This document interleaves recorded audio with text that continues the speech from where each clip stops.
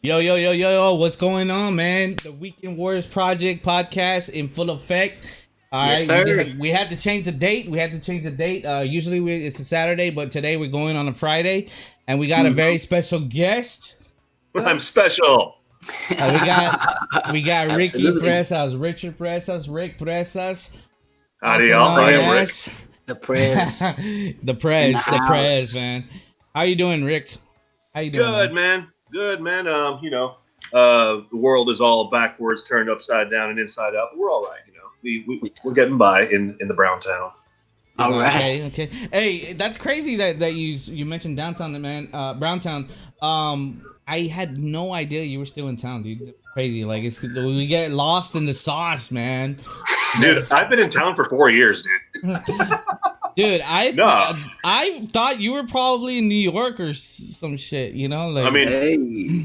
I may have been here and there. All right, man. All right. Well, this podcast, man, has been bringing us back together with old buddies of ours, man. So That's right. appreciate you giving us a night of your busy life, man. And we're gonna jump in. We're gonna jump into that right now. All that busyness. Man, you and Yeah. me have been on the road, man. We've been on the road. Yes. Hey, as a matter of that- fact. Yeah, as we've a heard matter that of story. fact, We we got to hear talked your, about your it. part. We talked What? about Your it. version. Which story? We Oh, talked you know about what I'm talking stories. about. You know what I'm talking about. All right, but we'll save that for story time. We'll save that for story time. Yeah. man. Hold on. Save that one for story time. Yeah. I think All I right. think I know which story it is too. No, but it's been nothing but good things, Rick. All right. One thing that you've been working on here, and I have a list. Is a podcast. You have a podcast yourself, and it's called the Pop Ricka Podcast. Tell Yeah, us a little man. bit more about that. I and two other hosts, Daryl Deceit Manzel and Eric David Elizondo, we're three homeboys, and we each kind of leapfrog as hosts for the Paprika Podcast. You guys can check us out at Facebook, www.facebook.com/groups/POPRIKA podcast, and that's Paprika Podcast. And We'll drop that yeah, link. man, we're about the pop culture, man. We talk about movies, comic books, television, and music, and occasionally sports, but mostly it's pop culture. And we do brackets every season. We decide. My last season was we were deciding best horror, which I think makes us very apropos. That I'm here today. Yes, sir. Yes, Yeah. sir. We Yes, are sir. going to get in Alright. that. Hey, drop that plug again. Drop that plug again, baby.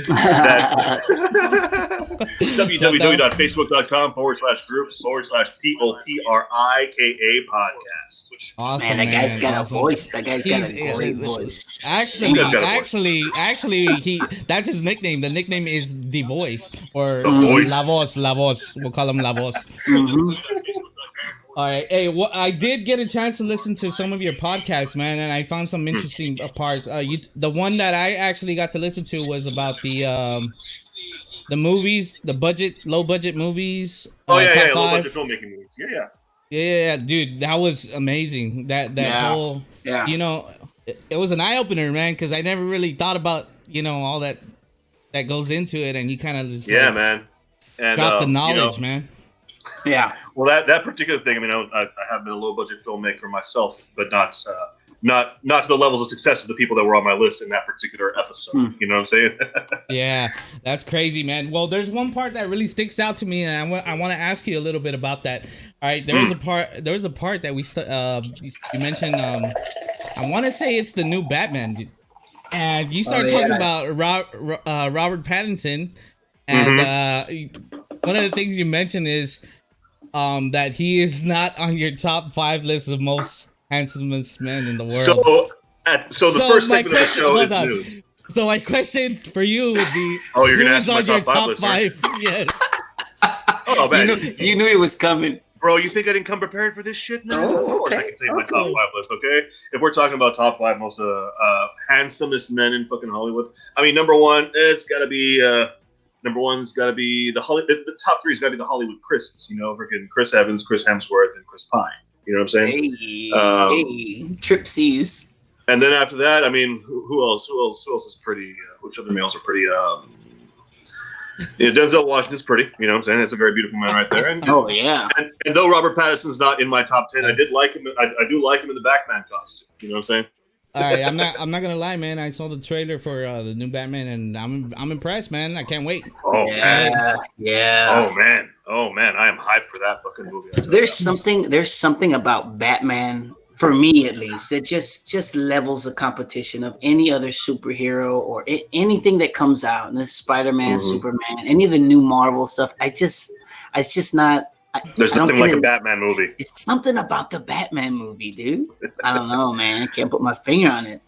Yeah, man. It's it's a couple of levels of wish fulfillment because we all want to be rich and we all want to be ninjas and we all want to be able to just fucking wholesale kick ass to whoever we want. You know what I'm saying? See, damn, it's like you're thinking my thoughts. You're saying my thoughts. That's fantastic. And we all want to wear tight suits. I think that also. So I got that. This Nation, Louis Vera. Louis Vera. Check out the back of this shirt. Lou Dog made this? Halo. Oh man, I fucking love that. Hey Louis, if you're listening, I want a shirt, bro. Shout out to Louis Vera out there. El Cubano. Yes, sir. All right, let's get back to the show. All right, I'm glad you dropped your top 5, man. I'm not gonna get into that. You just dropped that shit on my fucking lap. Josh, you're trying to share. Yeah. Let's move forward. All right, so let's not make an episode of this. Exactly. We got a lot of material to cover, guys.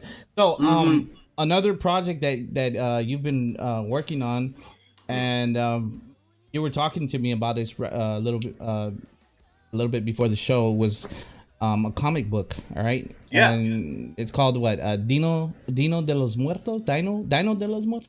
Dino. Okay, so it's supposed to. So it's Dino de los Muertos. It's supposed to be kind of a code switch. You know, if it was all in Spanish, it'd be Dino de los Muertos. If it was all English, it'd be Dino de los Muertos. And I wanted it to be a code switch because it's kind of it's the idea is I wanted to make an anime for Brownsville kids. So Nice. I took some ideas that I had with dinosaurs and freaking occult Mexican culture and kind of combined them and added some kids that I basically took these experiences from when I was in high school and these experiences from the high school kids that I observed when I was a teacher, kind of thing. And I kind of combined them into these characters that are, I like to think they're pretty fucking funny, but they're very Brownsville fucking characters, you know? Yeah. And the whole idea was to make something adventurous, something cool, and not superhero-y, and not too how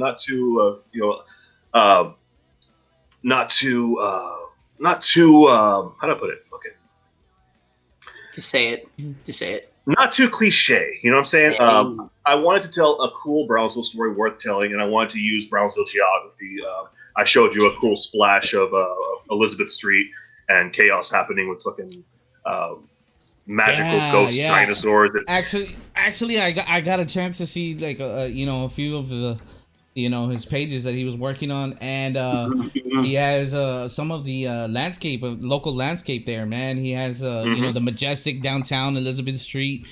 He also has the SPI joint, the bridge on SPI. If we're live, I can show a quick splash real quick. Oh yeah. Oh, this special edition right here. Yeah, dude. So right this here, is this right here. Okay.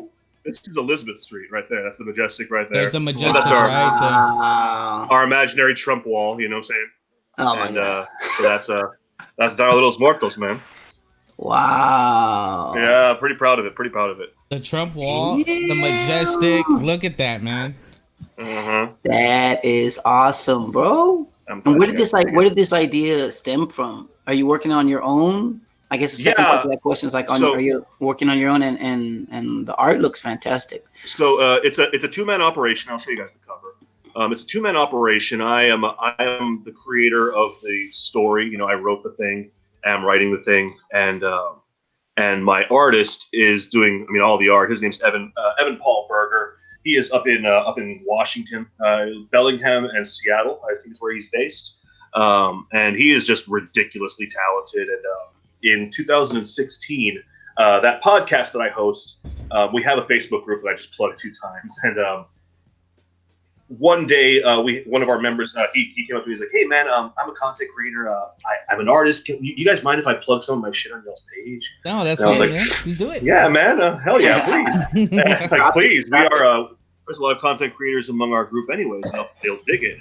And he posts this artwork of his, and I'm just fucking blown away, right? And that's in August. And in October, my wife and I were in like at home or like IKEA or some fucking at home store, and we were around the Halloween decorations, and we came across these fucking little dinosaur skulls on these little stands, right? Nice. And I was just super into them. We bought like 5 of them, and we got home and we painted them with sugar skull markings, like Catrins, like like those Muertos skulls. And I was like, man, this is the coolest fucking aesthetic, And I was like, I could write a story around this, right? So I basically went to Evan and said, like, hey man, how comfortable are you drawing like dinosaur skeletons? Could you make me one that's like glowing and covered in fucking sugar skull markings? And I kind of had an idea of like a rainbow mohawk of feathers in the back, And he's like, say no more, bro. I'm like, can we put a Mayan pyramid in the background? He's like, we sure the fuck can. And well. Ta-da! And that was the beginning of it, And we were. How excited were you when that came through? When you first saw that?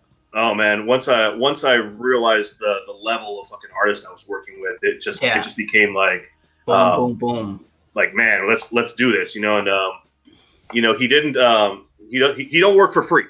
But he and I are collaborating together, so it's obviously I'm producing it myself. When it's done, it'll be 100 pages long graphic novel, ideally one of 3 in a trilogy. Got to work on the first book first, right? We're about 45 pages in. Absolutely. Yeah, man, that's fantastic, man. So, what steps are you taking, or are you guys doing? Are you publishing it yourself? Or, oh yeah. Well, I'm not worried about the. Ooh, he got some crown. For the record, y'all, I'm drinking a tequila. Shout out to the Beast, DJ Beast. DJ Beast. Shout out. Is that the Rocks tequila? Hey-o. I would drink the Rocks tequila, man. Me too, but I need somebody to buy it for me, I think. Funny thing, Salsa gave Justin Timberlake a signature series tequila. Actually pretty fucking decent. You can get it at Holiday, actually. Yeah, it's pretty decent. My birthday's Monday. Just FYI, just throwing that out there. You turning 37? 37, Papa. Yes, hey, I'm the old. And hey, just want to throw that out there. Anything that Justin Timberlake touches, he'll be fire. Anything with his name, 100%. Anything with his name is fire, man. Anything he touches. I do. It's some good fucking tequila. It's pretty good. All right, Rick. Going back to this comic book, man. So a lot of these series or these cartoons that come out, man, they all start off as comic books, man. So is that the plan for the future? You can't plan for winning the lottery. Think big, man. Think big. In an everything goes right situation, I finished the first book of Dino de los Muertos, and I sell it to DreamWorks, and they make a series on Netflix, like they did with Kipo and the Age of Wonder Beasts and She-Ra and a whole bunch of other amazing shows. You heard it here live first, baby. So in Weekend 7 years, boom. In 7 years, when this goes big, can we just walk behind you on the red carpet? Is that okay? Bro, just kind of like right behind you. I'm putting you both in the comic book way. There you go. Don't forget the nose. You gotta have room for the nose. All right. Hey, there's also another project that you're working on, man. I got some projects. The Pluton Brewing Company. Talk to us about that. Stole my question. I got some. That would be the third and final project. I only split so many fucking ways. Basically, I moved to San Antonio in 2013, and in 2015, some homeboys of mine down here started brewing beer, just in their backyard, just for fun. And I came back to town for work, and just because it's the motherland, we got to come home, Yeah. And they invited me on board, and inviting me on board eventually became me purchasing a portion of their company, and now we're in business together. And we've been brewing beer for about 4 years. We're about 3 years ago, I'd say about 2.5 years ago, is when we got pro level with our shit. and we've been doing some promotions. We had an event with the Star Society downtown. We've been really big in the downtown Brownsville thing. We're hoping to open our first tap room. We're not exactly sure where it's going to be. We've got some prospects. It will definitely be in the Brownsville area. Now's the time. Yeah, man. I'm about Brownsville. Yeah. I've lived other places, but this is home. And I love to hear that. I base my comic book is based in Brownsville. My brewery will be based in Brownsville. You know what I'm saying? Where we are, we might be downtown, we might be uptown, we might be in fucking SpaceX. Who knows? I actually just got back from brewing just a few minutes before we started broadcasting. Okay. We brewed my special recipe this tonight. It was my un poco coco, which is our coconut porter. Damn. Yes, sir. That's lovely. Can't wait to try it, man. Send me some samples. Send me some samples, man. Man, invite me to the next session, man. Tell you what, that's a possibility. But I'll tell you what, the next when we can do one of these episodes in person, I'll just take a keg with me. All right, hey. It sounds awesome.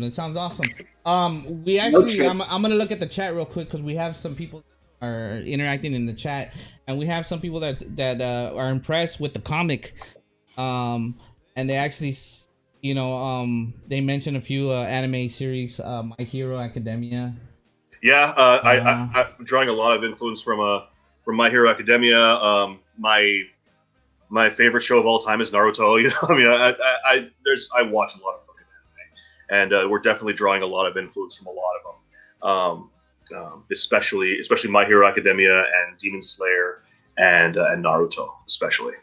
Awesome.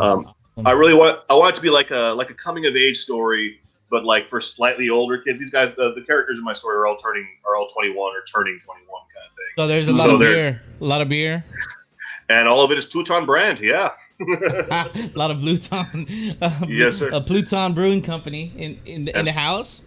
Hey, you know what? Hey, this is the Weekend Word Project, guys. Hey, toast, cheers, right here. Put your drinks up. Come on. Let's go, baby. Awesome, man. To the Warriors out there, baby. So Rick, hey, I'm proud to hear of all the nice little projects you excited for you, and I just wish you all the best, man. I know you're gonna hit success. I know you're gonna hit success, man.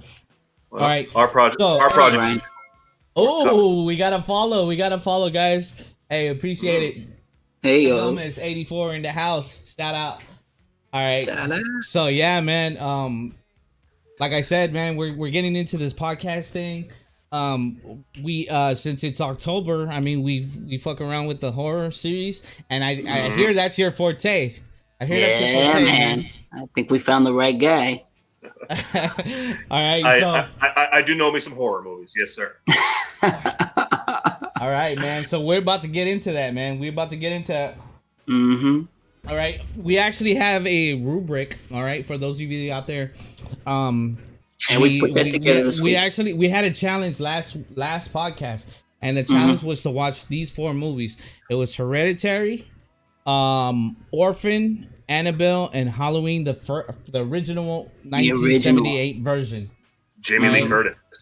Yes, that's Jamie right. Lee Curtis. That's right. So we about to jump into this, man. And you know what? I'm gonna let we're gonna go with Danny's pick first. We're gonna start off with Orphan. So let me stop this music right here. Stop the music. Are you gonna put up my? I forgot what I voted. The Orphan. Oh yeah, but I forgot what I put about. No, I have your ratings. I have the ratings there. We're gonna talk about it. All right. But before we get into it, guys, I'm actually gonna share something with you guys. Can you do it? All right. Come on, man. I can. You're a teacher. You should be able to do it by now. Let's go, baby. Let's get into it. My man. Those of you watching at home, man, we're gonna watch the trailer together. Right here. Get into it. Oh man.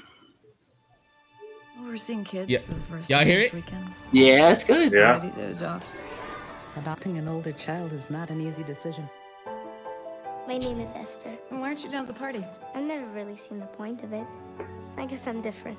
There's nothing wrong with Man, I can't trust that face, man. I can't look at that face right Very now. mature for her age. You seem to have made quite a connection. Is this your house? It's your home, too. You're just as much part of this family as Danny and Max. It's a pleasure to meet you. This is our new student, and I'd like you all to make her feel very welcome today. Oh, look. Little Bo Peep texts me. She wants her outfit back. Damn, that's a no. You can't bully. You can't bully. You can do some Carrie shit. What are you doing? Something's happening that caused Esther to feel this way.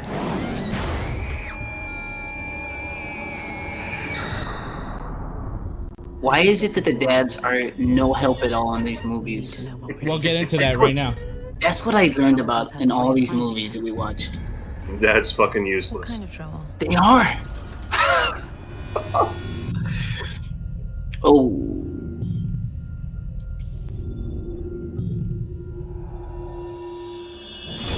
My name is Dr. Varava. I'm calling from the CERN Institute. I don't understand. How can they have no record of her being there? There has to be some explanation. The orphanage has never heard of her.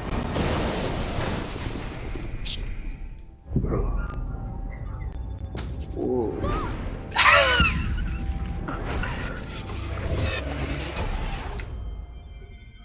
I don't think Mommy likes me very much. Mm-hmm.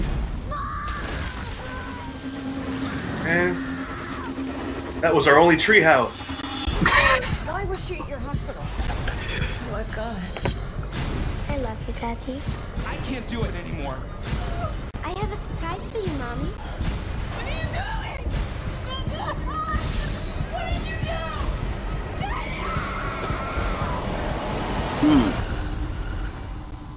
That's the story. That's Oof. Man. All right. Jump scare. All right, Give me nightmares. let's That talk one- about that that one a little stuck bit. with me, man. Let's talk That one about stuck that a with me. little. All right. So, Rick Fresas. Okay, your rating on Orphan was 3.8, man. Yeah. 3.8. And if you want me to get into the specifics, all right, this is the rubric we have, guys. For those of you that are watching at home, Apple Oh, yeah, Cat yeah. Scale of 1 to 856, 5. appreciate the follow, man. Appreciate the follow. All right, so Check the this rubric is the storyline, right? First, the storyline. Mm-hmm. All right, and I'm sorry, I'm going to your entry, Rick. Yeah. Mm-hmm. Give me a second. All right. So, storyline, you gave it a 4 for great. Mm-hmm. You know, I feel like it's a fresh take on the scary little white girl storyline. You know what I'm saying?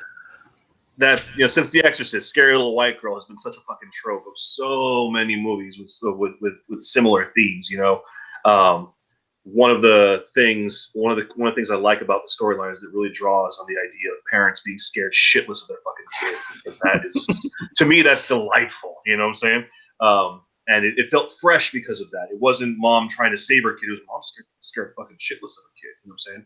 And I feel like that was fresh, you know, and an interesting take on a movie trope being, you know, the scary little white girl. You know what I'm saying?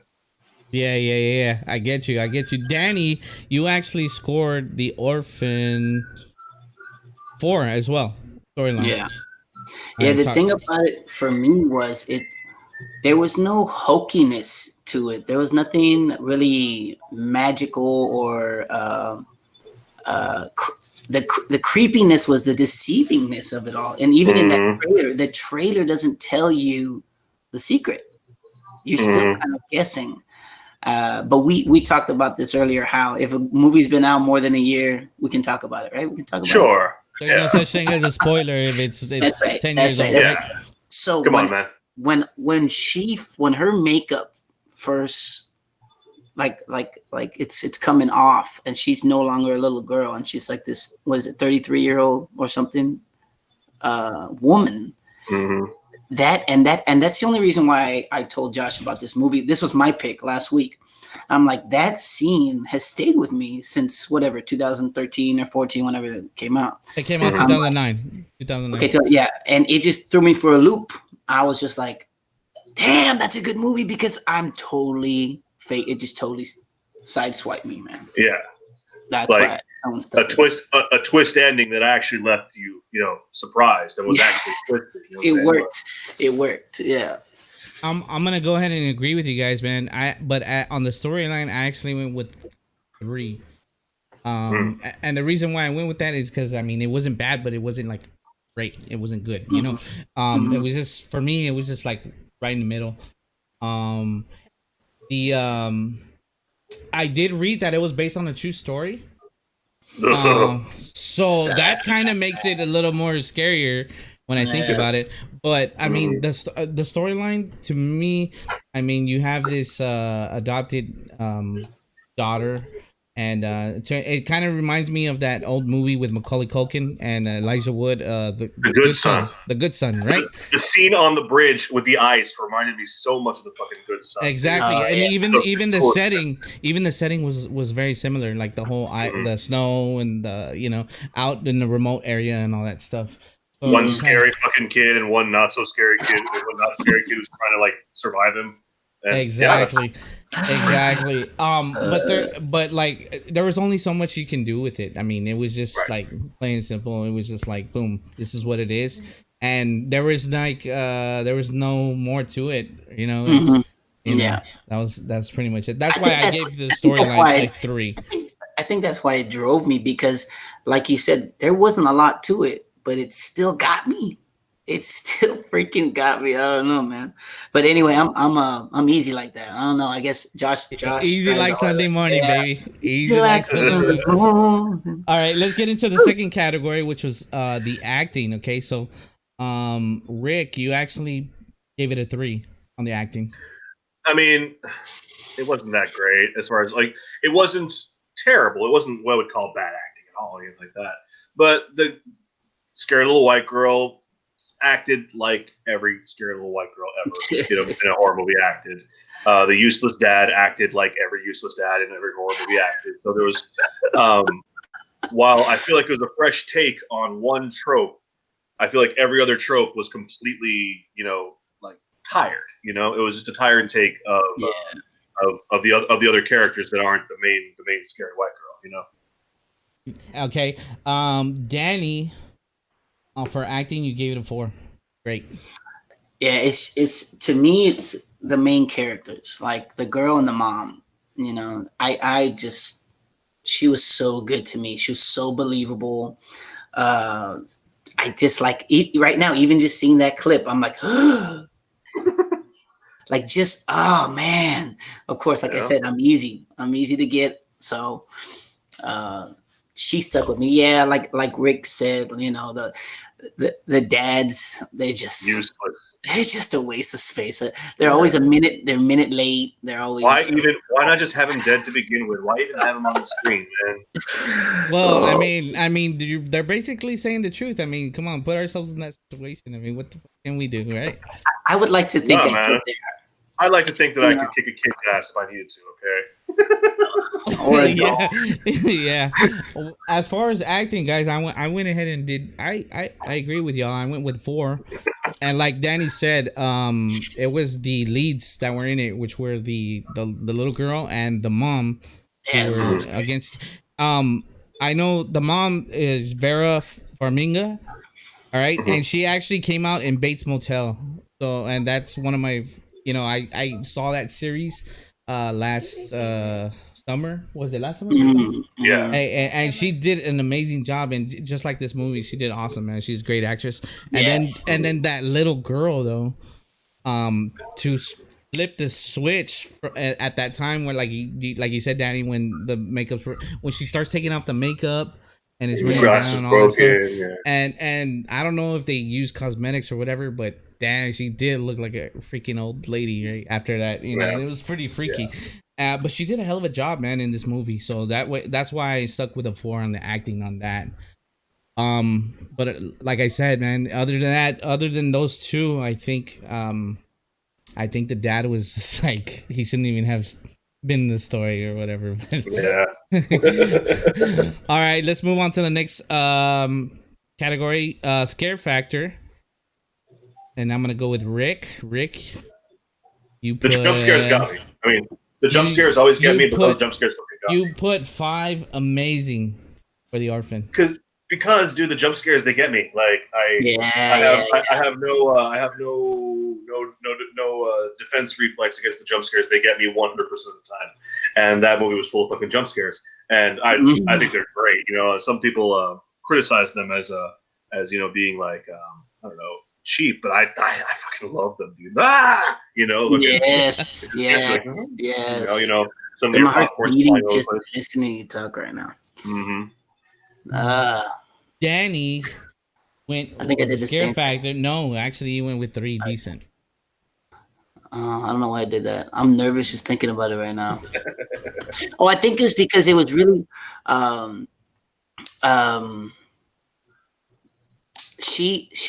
she does such a good job of playing it cool.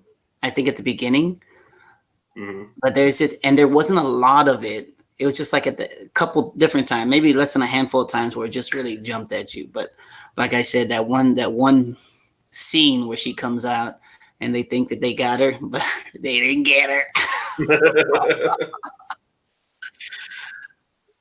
It doesn't matter. Hey, you're not an invited guest. Get out of here. I am. I'm gonna get special. No. Did you do the survey? Did you do the survey? Did you fill out the survey? No. Yes, I did. Get out of here. I did fill out the survey, but then you cut me off. All right. I am a scary cat. Okay.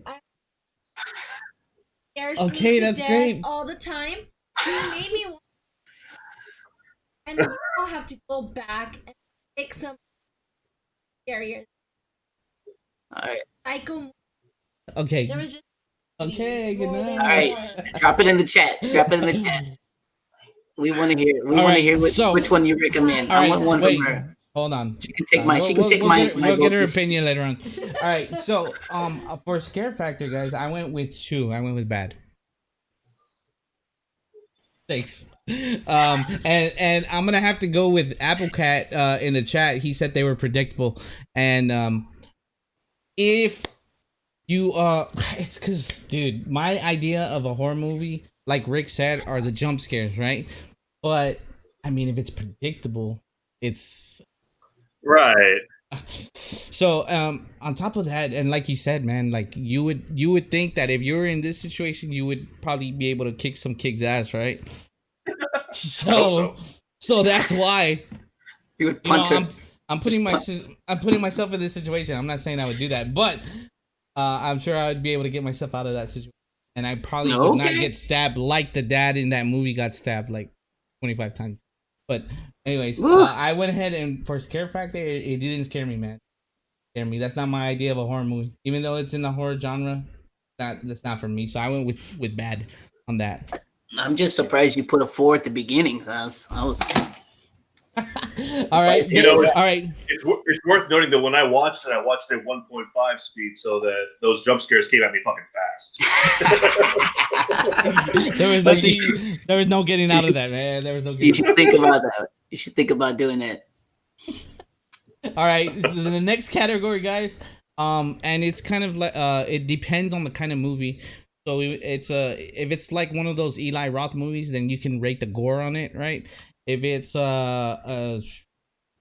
one of those like Hereditary, you can rate the suspense, or you can just rate it by how disturbing it is.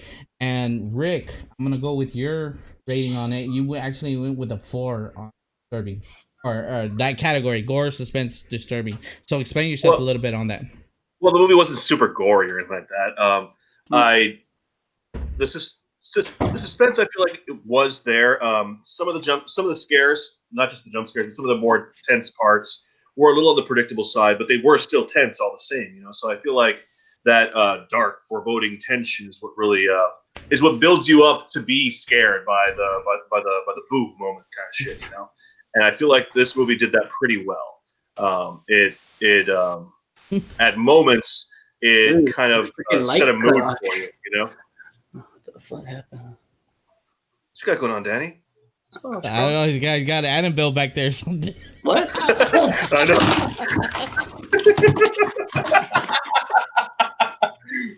God.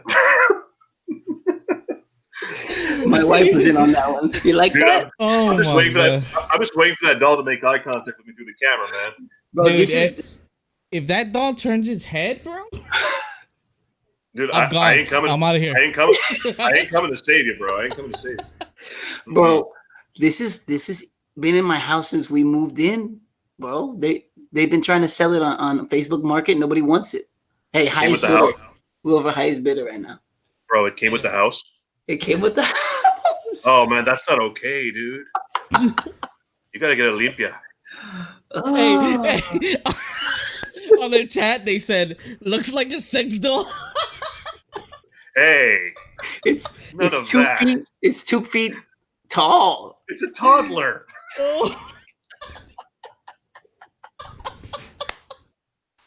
Oh, that's funny shit right there. Yeah, that's scary as hell, Daddy. This is the creepiest thing. Just watch. Nah, dude. Oh, see that? There's that eye contact in the camera that I was not looking forward to. God, I'm gonna pour myself another drink. Crazy. It comes with a hairnet. It comes with a hairnet. Yes. Yo, this is the Weekend Warrior Project, baby. It's unexpected. Anything goes, baby. No holds barred. All right, let's get. We're almost done with the Orphan. So, I'm sorry. Danny, Danny, you chose a 4 for that category: gore, suspense, and disturbing. So, yeah, explain a little bit why. It was more of the suspense, really. I mean, there's a couple scenes where like the dad gets gets it for being a dad, you know. But other than that, like the suspense, and yes, it was a predictable, but it was still like just like leading up, and you're like, ah. So I was happy to give it a 4 there because, like I said, this movie, it was my pick, and so I was gonna give it a good rating.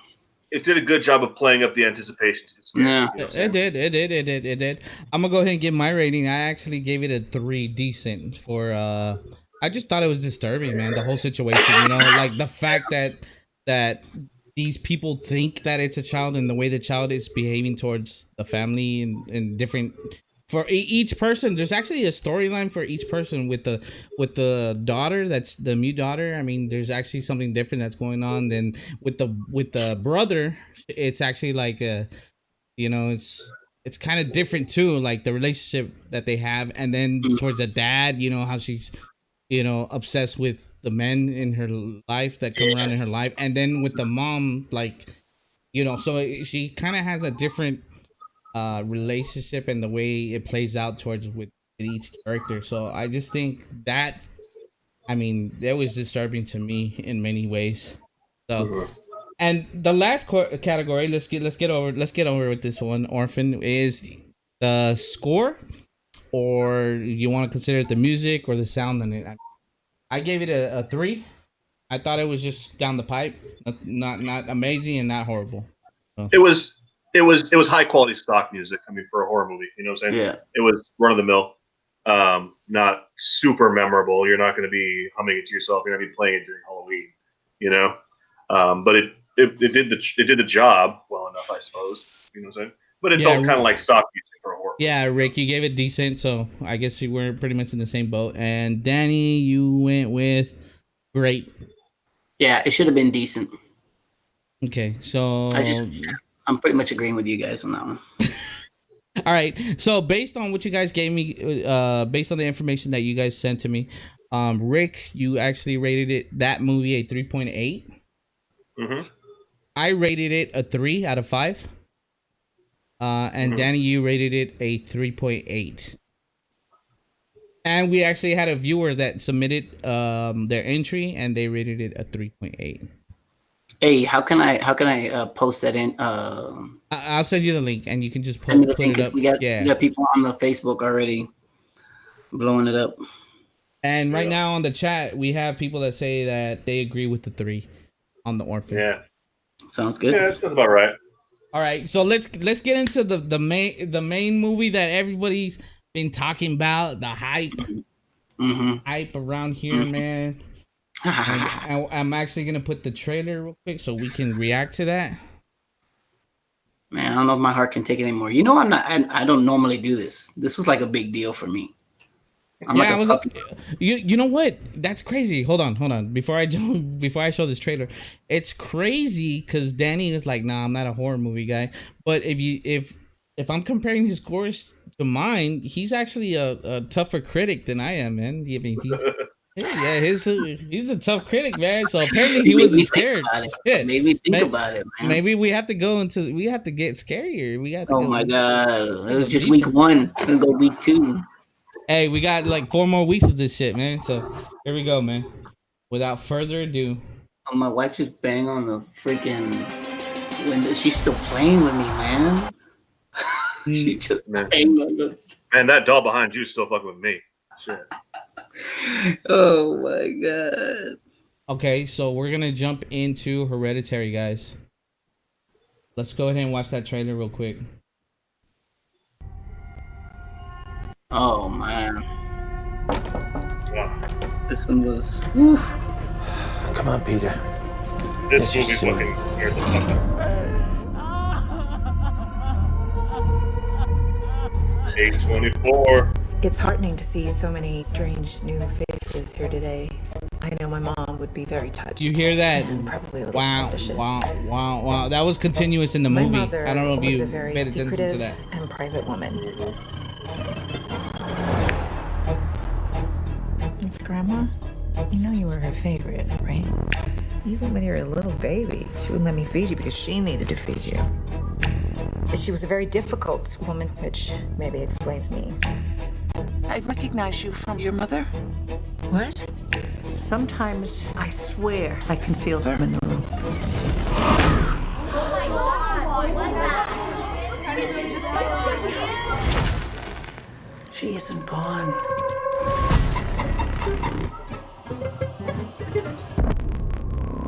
She had private rituals, private friends. Who's gonna take care of me? You don't think I'm gonna take care of you? But when you die. And she wasn't altogether there. At the end. Oh god, man. I wish and next time we do this, I'm gonna have a window so the viewers can see what we're seeing right now. Right now I don't have that, so they're just hearing it. Don't you ever raise your voice at me! I am your mother! Mom, what's happening? Make it stop! Make it stop! I just don't want to put any more stress on my family.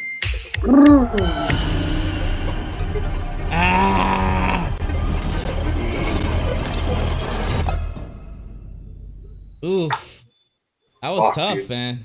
That was tough. Even the trailer still scares the living shit out of me, man.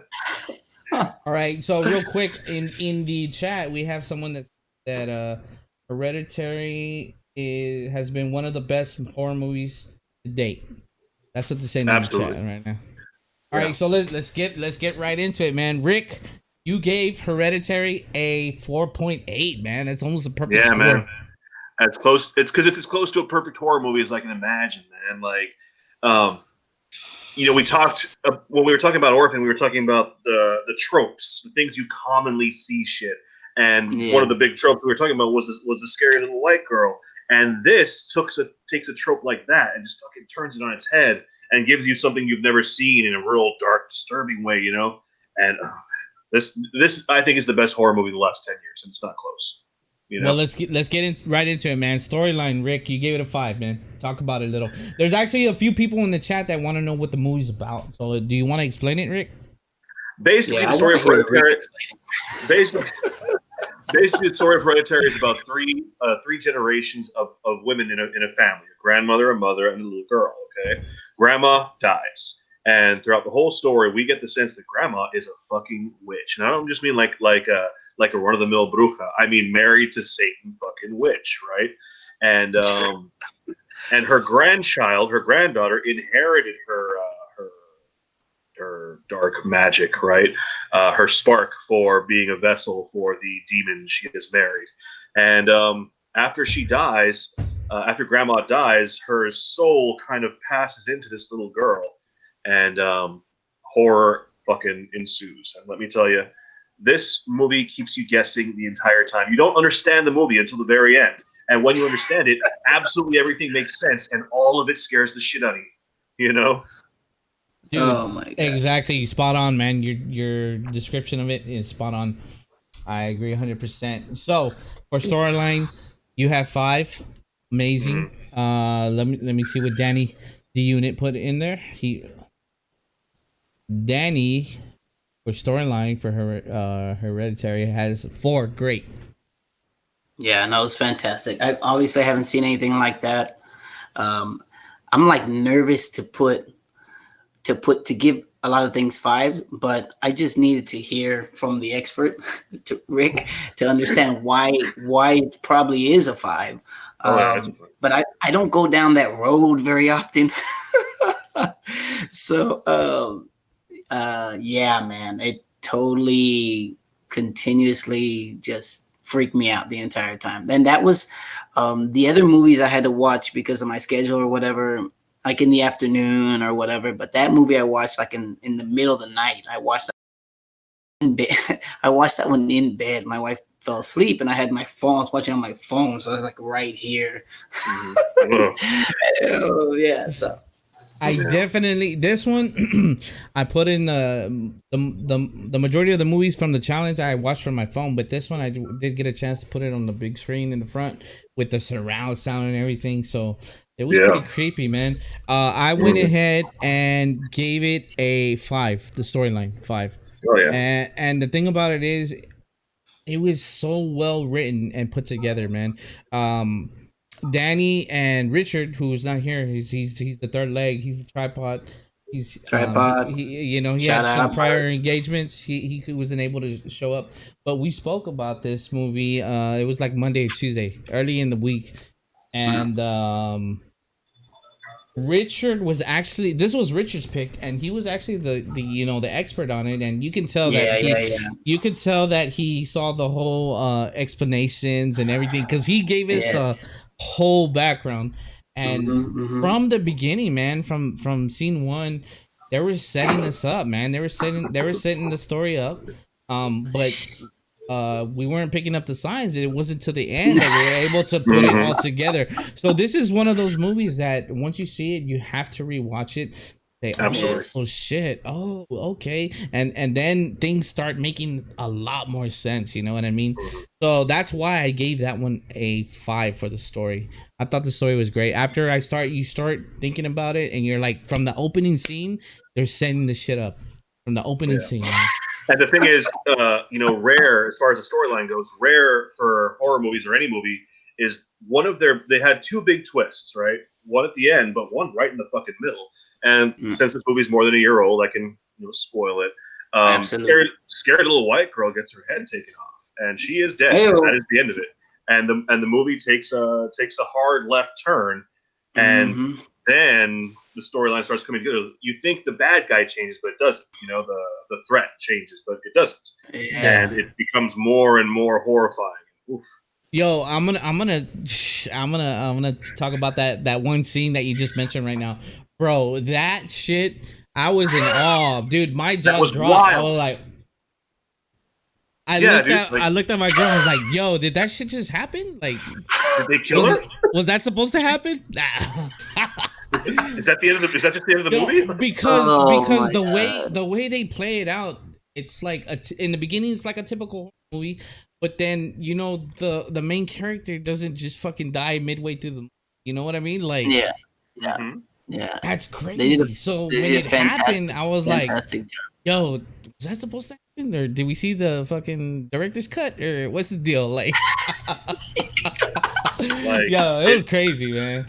It fucking literally turned the trope on its fucking head. You know what I'm saying? Yeah. Facts. And then, the scene where the brother is just fucking sitting in his room, hearing mom outside discovering the girl's dead body. Oh my fucking god, that is just, that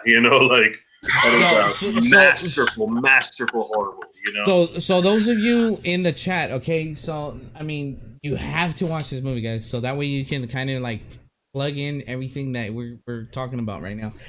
That's the best horror movie of this decade. It's up there, man. It's up there, and I'm gonna be quite honest with you. When I first saw it, I was like, 75% of this movie isn't scary. It's not like a jump scare or anything like that. But then the last 25% is like, whoa, what the fuck? Like, and then when you start thinking like, fuck, this shit happens in real life. Like, there's like if you believe in that stuff, like it's crazy, So yeah. That's the scary part, man. The fact that just like that cult, happens and the cult, it's cult shit like that's real, yeah. But all right, so with the storyline, it was there. We Danny went with 4, and the rest of us went with 5. Acting, all right, Rick, you went with 5 on that on acting. Mom's name is escaping me. What's mom's actress's name? I forget. Mom's I love name her. is Toni Collette. There we go, Toni Collette. I had Collette. That's right. The scene where she gets possessed by the demon by the demon. That is some of the best acting I think I've seen in horror in a long time, and it rocked me. Like, oh fuck, they didn't cut the camera on her at all. They just left the fucking camera on her in one take. She does this whole contortion thing, and then she's smiling, and it's fucking horrifying. And it's horrifying with nothing but body motion and acting. There's no jump scare to it. It's just fucking ghastly, Yo, so like in the beginning, like the first half of the movie, like they focus on Charlie and the grandma. So and Charlie's the little girl, and so I'm thinking like, damn, okay, this movie is gonna be about this girl. Like at the end, like this girl, whatever, right? But then she dies midway through the movie, and then the focus jumps from her to the mom and the son, right? So it's the bloodline. Yeah, so yeah, Hereditary. Hello, right? Yeah. So then the son. Okay, this kid. His name is Alex Wolf, and he's the kid that comes on Jumanji, the one with the mole. Yeah. The one that plays the Rock. Okay. Yeah. So this kid comes out and I'm like, he can't do this. He can't do, because I'm thinking Jumanji, bro. Like I'm thinking Jumanji. which by the way, Jumanji was better than it had any business being. Okay. No, Jumanji was a great movie, but like this kid from Jumanji to Hereditary, like, come on, man. Come on, man. Yeah. I think he also was the Naked Brother band or something like that from Disney. I don't know what it's called, Naked something band. Is that show that Barnett was on? Naked Alley? No. Shout out. Naked Alley is Louis' dad's band. No, it was Big Time Rush that Barney was on. Yeah. This kid came out in some Nickelodeon show, so like to see him, in a type of role like this, wow, it was crazy. And and when in the second half of the movie, he literally took over, man. It was crazy. The one thing that wasn't too believable for me was like his crying, because it was like very exaggerated, but he did do a great job, man, in the rest of it. So I'm gonna start off with me as far as the acting. Rick gave a 5. I went ahead and gave a 4. Okay, and it was probably because of that, and also probably because I think I wanted to see more of the little girl. Like I wanted to see more into that. So I think that's what happened. And Danny went with a 4. Yeah, same, dude. I also wanted to see a little bit more of her. She intrigued me so much. Her facial expression, her stillness was just so freaky. I feel like she didn't even mean it.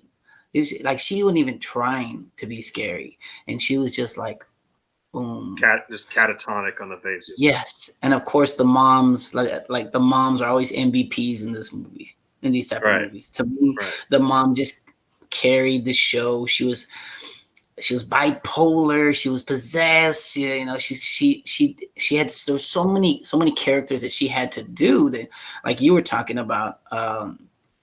I thought that she was outstanding. The one scene where the brother gets possessed in the classroom, I think that, and it comes out in the preview, just when he's smiling at his reflection. Yeah, that part was crazy. So he's in the classroom and he looks at his reflection in some kind of like glass window, something. Yeah, and he's smiling in the reflection, but his real life expression is just like The fuck, like so that was scary. That shit was scary to me. You know. Yeah. Rick, scare factor. You went with 5. Talk to me. Five out of fucking five, man. Okay, this movie was not about jump scares. This movie was about disturbing you. You know what I'm saying? It wasn't about like yelling boo and you jump in your fucking seat and popcorn goes everywhere and your boo thing cuddles up on you. This was meant to disturb you and to make you feel uneasy and unsettled and uncomfortable and unsure. You know what I'm saying? And that was literally the exact way that I felt the entire movie. I was unsettled. I was uncomfortable. I was unsure of what was going on, but I knew I didn't like it. But that's what was good about it. You know what I'm saying? Yes. And it built tension, but not just for the sake of building tension. It built tension and paid it off with leaving you disturbed by something ghastly, like the kid in the classroom, which is nightmarish, or the little girl losing her head, or the last entire 15 minutes of the movie, where it's just like here's utter terror. Yes, Danny, I'm gonna go with you for scare factor. Danny, you went with 3.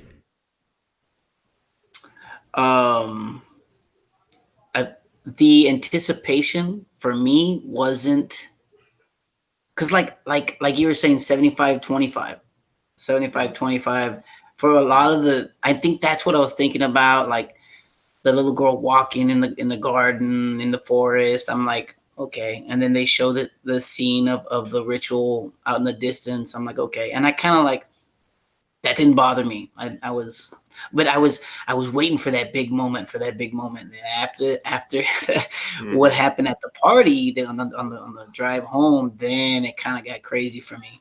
But no, I thought it was at that point it was decent for me. But then I'm listening to Rick talk, and I feel I understand the uncomfortableness feeling that he talks about, and it's funny because if we listen to last week's episode, Richard is talking about the same things.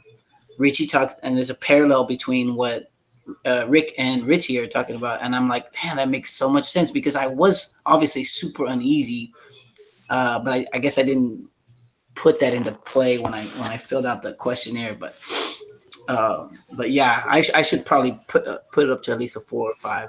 Yeah, for scare factor, I went ahead and went with 4. And like I said, man, the first 75% of the movie, I was shocked at that one point where the head, whatever. But the first 75% of it, I was just like, I haven't gotten scared. What's going on here? Yes. But then the last, like Rick said, the last 15-20 minutes of the movie is just like, what? Merciless. Fuck. Yeah, just crazy, fucking man. Merciless. Like there's actually. I'm gonna go ahead and be the spoiler here, man. The first time you see her in the background, and she's like crawling on the wall, right? And then she's on the corner, like she's in the air in the corner or something like that. Then I was like, holy shit! I'm looking at the corners. Looking at the corners of my room. You should be looking at that dog because she's looking right at you, bro. She got my back. And then another one was the part where he's running away from he's like, mom. He's running away from his mom because the mom's possessed, and he feels like the safest place is gonna be the attic, but the attic is the worst place to go, right? So that's where there's no escape.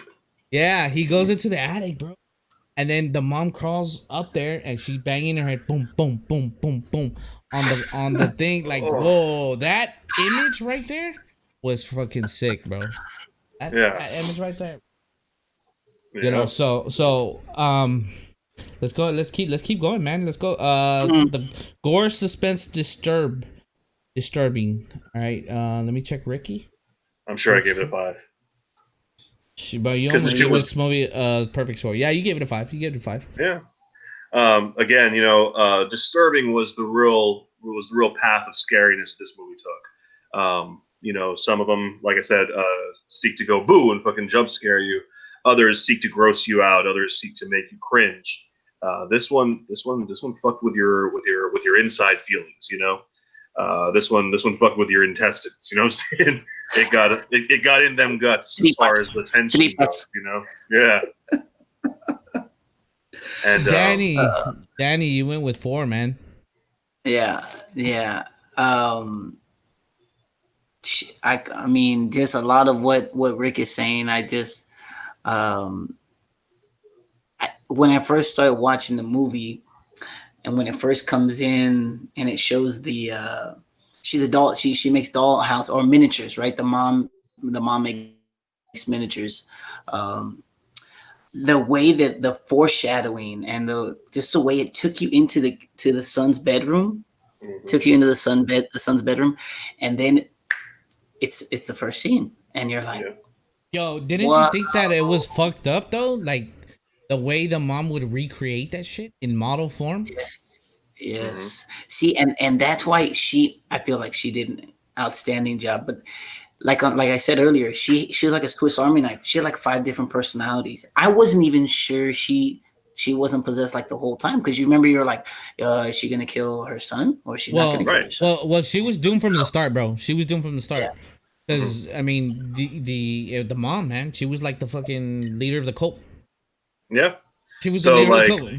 And the dollhouse imagery really drives home like they were all members of the cult, and they were like the main bloodline of the cult. You know what I'm saying? They were the ones that actually married the demon, as far as it goes. And the dollhouse imagery really drove home a sense of them being controlled, them being property of something else. You know what I'm saying? Yeah. Like puppets, marionettes, or literally a disturbing dollhouse. You know what I'm saying? And I'm glad you said that, man, because this whole time, the son, Charlie, the mom, I think that whole family, they were puppets for this cult, man. Like everything was planned. It was like I think I used the word predestined, but I mean it was planned. It was planned. Everything was planned. Everything was planned from the jump. It's crazy, Doomed man. from the start. I like that, dude. And then they even mentioned like a little bit background on when she goes to the grieving meeting. Oh, and she talks about her brother and stuff like that. Yeah. Like It gives you more information of how fucked that's up. right. I forgot about that is. when I first heard that. Then and it talked about her brother. The brother committed suicide, right? Because his mom was putting people inside him. Okay, he claimed his mom was putting people inside him. Oh, yeah. So those of you out there in the chat, if you haven't seen the movie, man, that's the premise of the movie. I mean, it's a banger. It's a cult. It's a banger.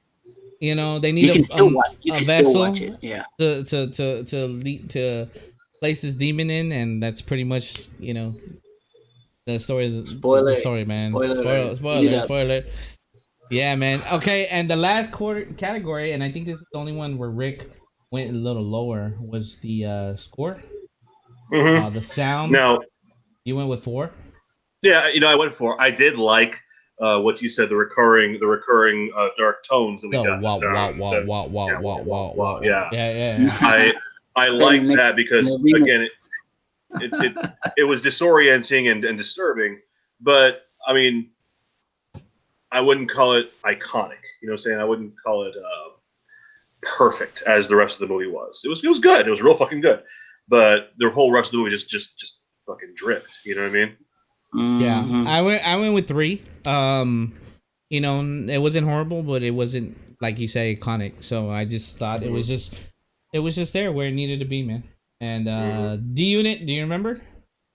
I think I put a high score on this one. I think you went 4. So I have to tell you something. Okay, this hit me on a personal level. Tell me what the girl's name is again. Charlie. Okay. My daughter's name is Charlotte. They call her Charlie. My aunts call her Charlie. Guess what she was doing? What she just learned to do, and she'd been doing all week. I told you this earlier in the week. Yes.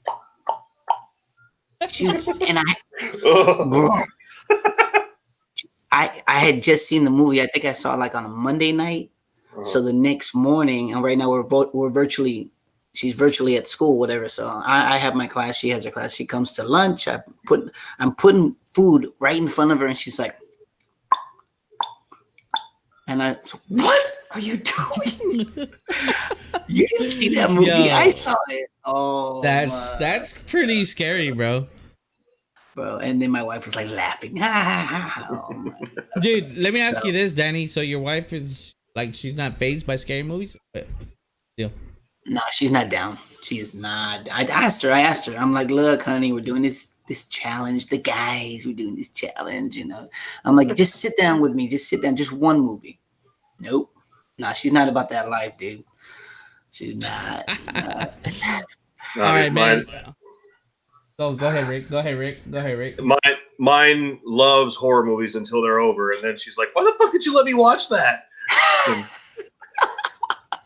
You know who loves horror movies, Josh, is my sister, Erica. Shout out to the chef, the pastry chef. Chef in Lucio Dallas. in the building. She can talk for days, and she actually was listening to our podcast. You know what? We gotta invite her to the next show, bro. Yeah, she'll be our first female on, man. She loves this stuff, man. Oh yeah. All right, man. Well, so without further ado, we're gonna go with my pick, man. My pick. Here we go. Halloween 1978, man. Let's go ahead and watch the trailer real quick, man. I enjoyed that one. Dude, we'll get into it. Hold on. Let me just play the trailer. Let me just play the fucking trailer right now, bro. I can give you this 50.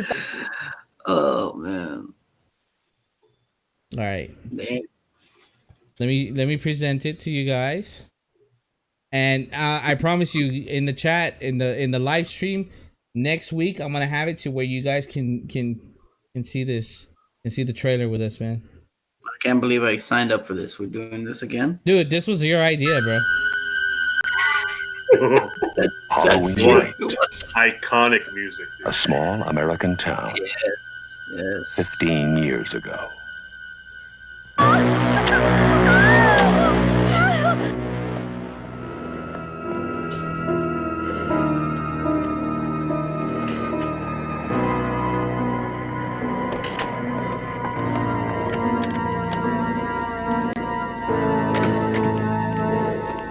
Michael. Halloween.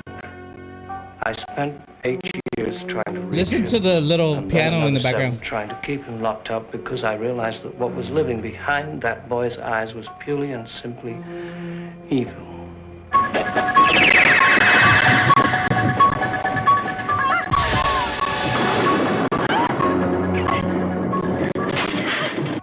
I think he'll come back. Exploring uncharted territory. Totally charted. Just talk. Sure. The only reason she babysits is to have Halloween.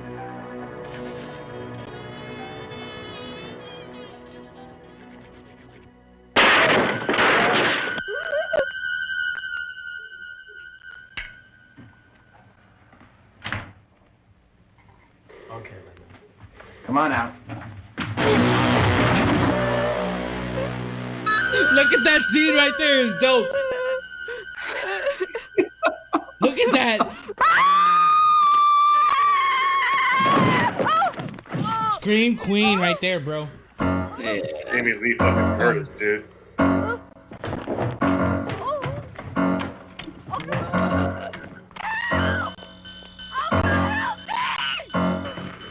Man, I rated this movie way too low. Oh my god, bro, the anxiety level is high right now. Watching this trailer.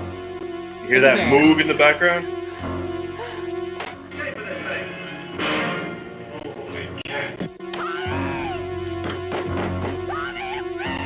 Halloween. The night he came home.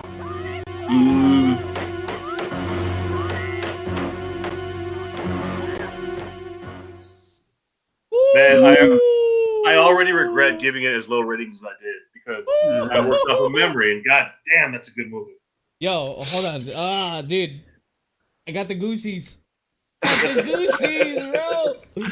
Yo, first off, dude, the first 5 seconds of the movie, it starts the music. Ding, ding.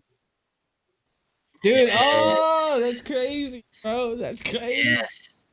Dude, this movie, bro. Oh my god. We're gonna get into it. Rick, Let's see what you gave it. Rick gave I gave it low, but you gave I it a 3 regret point. that now. You gave it a 3.6, bro. Yeah, I rated this thing generally low, but I regret that now from seeing the trailer again. I was working off a memory, and fuck, it's scarier than I remember. Man, shit. Yeah.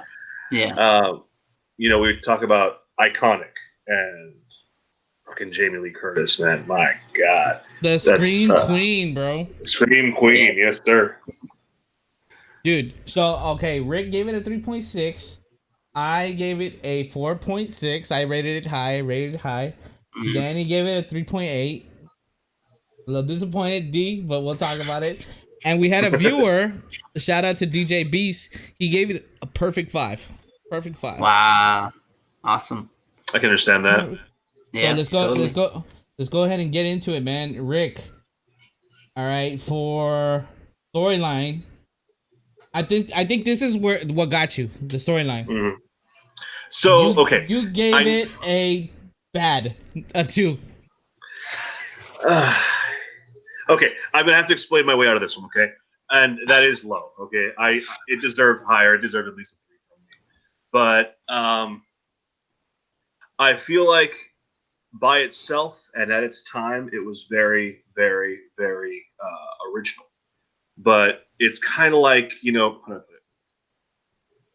if you were to watch Akira today, and then you're like, oh, this looks like the fucking Matrix. Like, no, dude, the Matrix looks like Akira. You know what I'm saying? Or the Matrix looks like that. Like, and they're like, and that's really what Halloween is. Like, there's so many movies that base their scariness off of the tropes that Halloween really established. I had this movie and Friday the 13th facing off against each other in the bracket, and I was like, these two are as close to the same movie as you can imagine, but the truth is they're very different. You know what I'm saying? And this one, I feel like I like how much they left in the dark. And I like how dark the movie was. Not dark storyline, but actually dark as in not very many lights were on, And I feel like that gave the Michael Myers character a really ominous boogeyman sense that we maybe got perfected with Jason Voorhees, but he definitely established it. He definitely created that vibe, Bro, I'm not gonna lie. I went to the restaurant. There was a fucking balloon hanging. I was like, whoa, what the fuck? No, and then shit just pops. Yeah, storyline. Let's see what Danny put, man. Yeah, Rick, we're gonna have to go a little higher than that because that's like this movie. You gave it a 2. I don't know, man. It was like it's fucking iconic, bro. And I think it generated that formula. It came out in 1978, man. And then after that, there was a lot of movies that came out that copied that same. This one really had that scare factor, bro. They had the jump scares, like fuck. Mm-hmm. All right, so Danny, you gave it a fucking 4 on the storyline. Yeah. So and see, I watched this. See, I messed up because I watched the newer movies before I watched this one, but I really wanted to watch. I told you, Josh, I wanted to watch this one first. I'm gonna tell you right now, man. This movie ain't got no sequels. And I'm talking about the movies, at least the movies that we had this week. So like Annabelle, whatever. Hereditary, Orphan. I watched it, and I had just watched Hereditary, and I was like, to me, like I was up here in the 2000s, and then I went down to 1970, whatever it was. And I think that's a bit of why I gave mine the lower score that I did. I feel like compared to modern horror, different things. Horror is different in 2010s and 2000s and 2020s than it was in the 1970s.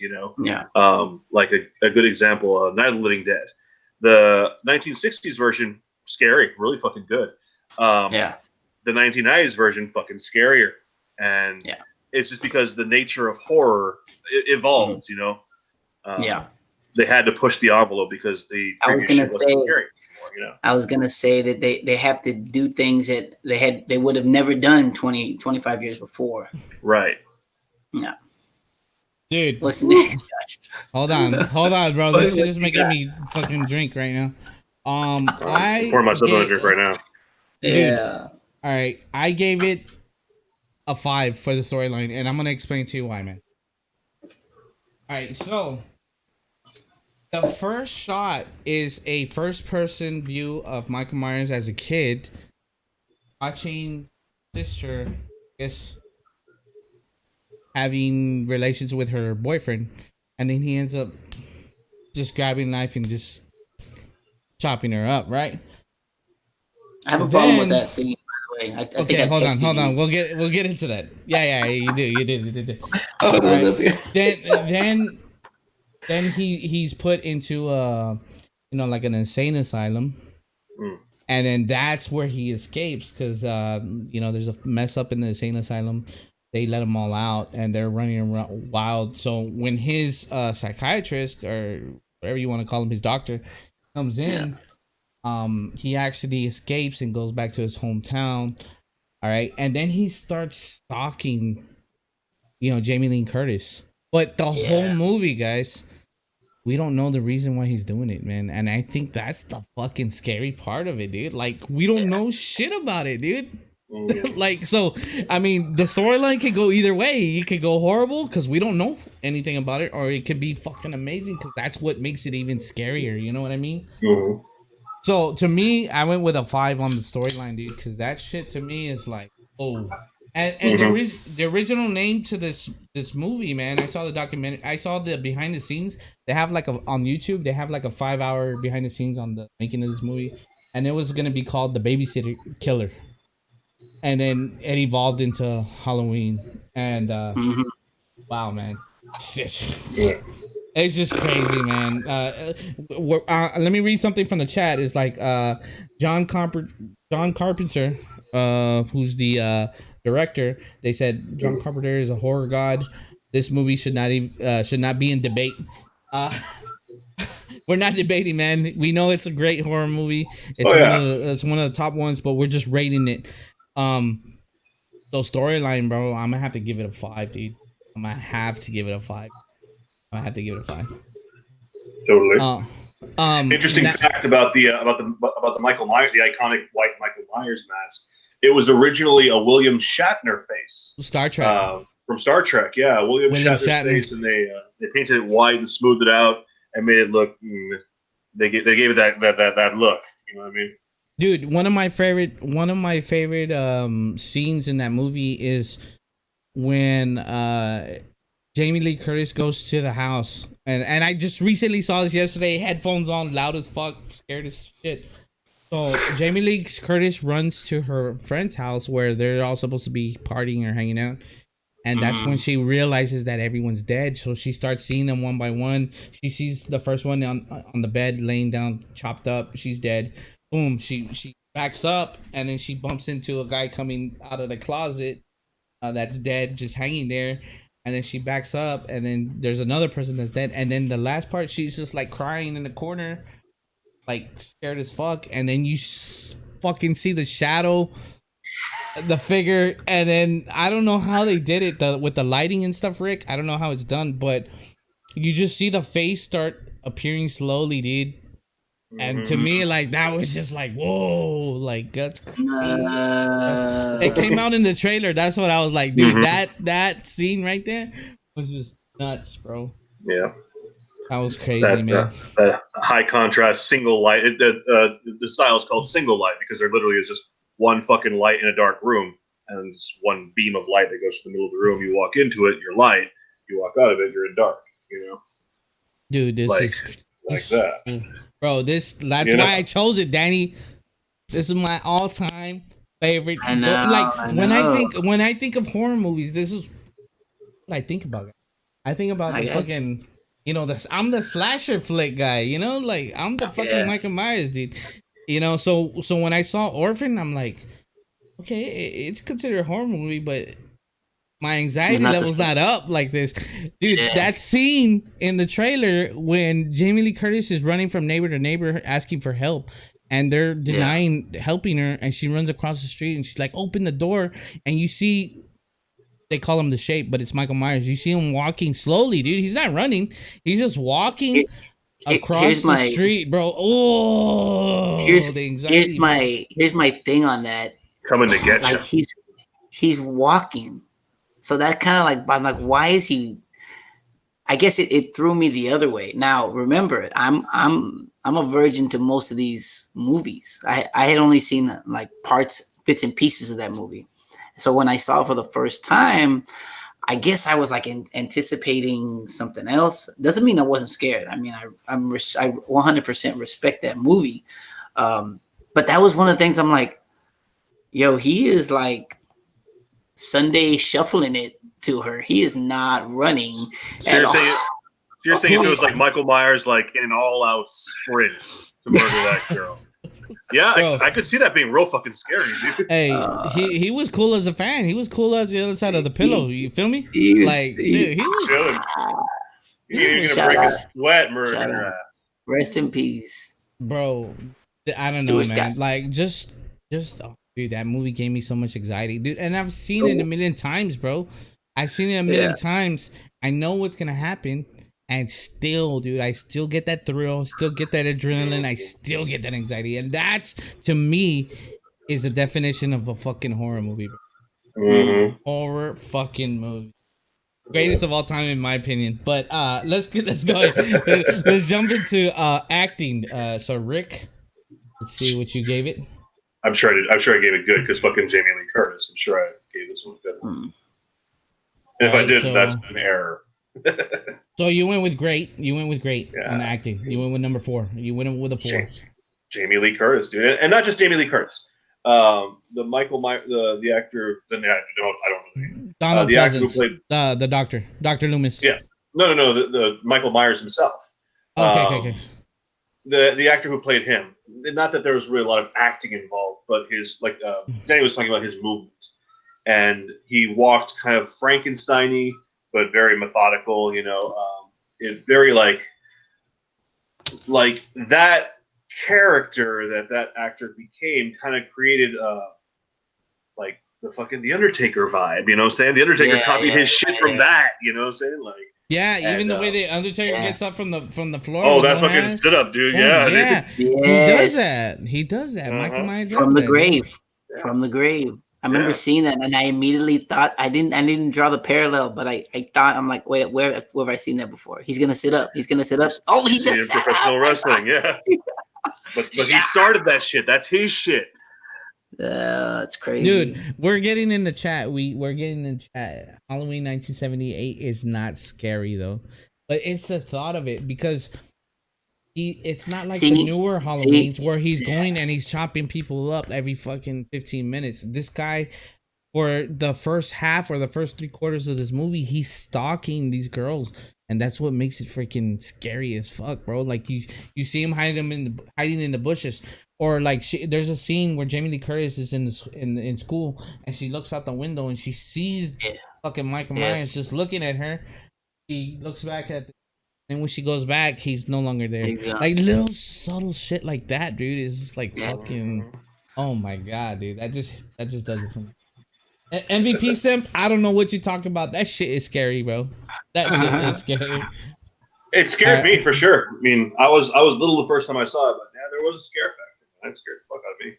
All right, let's go with acting for Danny. On this, you went with decent. 3. Yeah. Main character, she carried it all for me. Her friends and the kids, and I was just kind of like, the sheriff. She just carried it.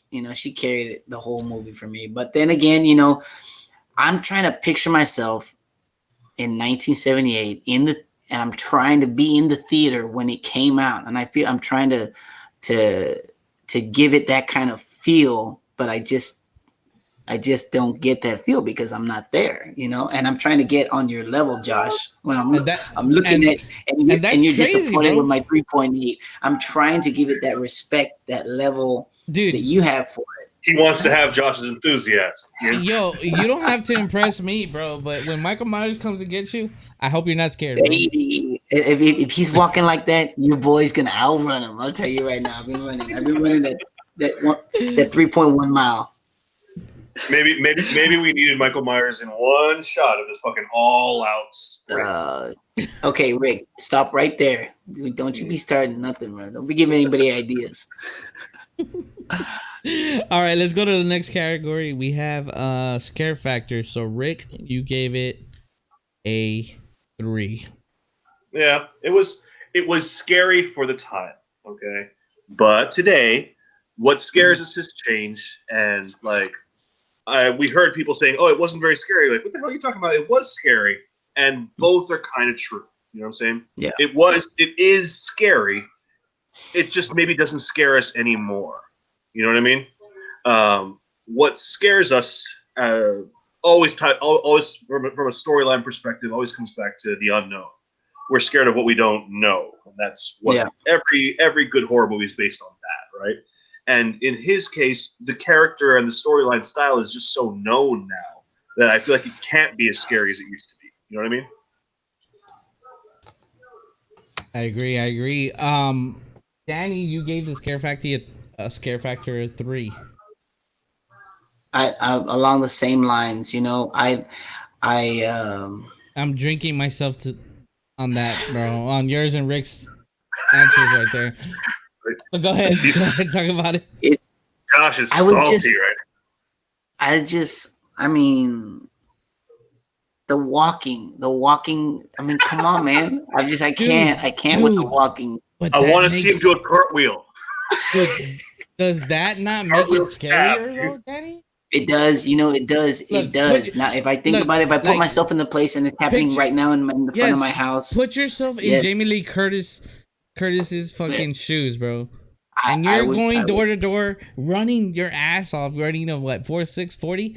You can't run a 4.640 right now. But I get tired after a couple though. I can't do it all night. Like but you're running house to house and you're knocking and no one wants to help you. And this dude is just walking. Who's this Mexican knocking on my door? Walking towards you, man. Dude, put yourself in her shoes, man. The anxiety. But my anxiety is just fucking. Ugh.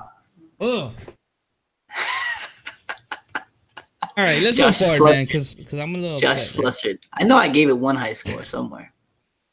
All right, so let's go to the gore, suspense, or disturbing category.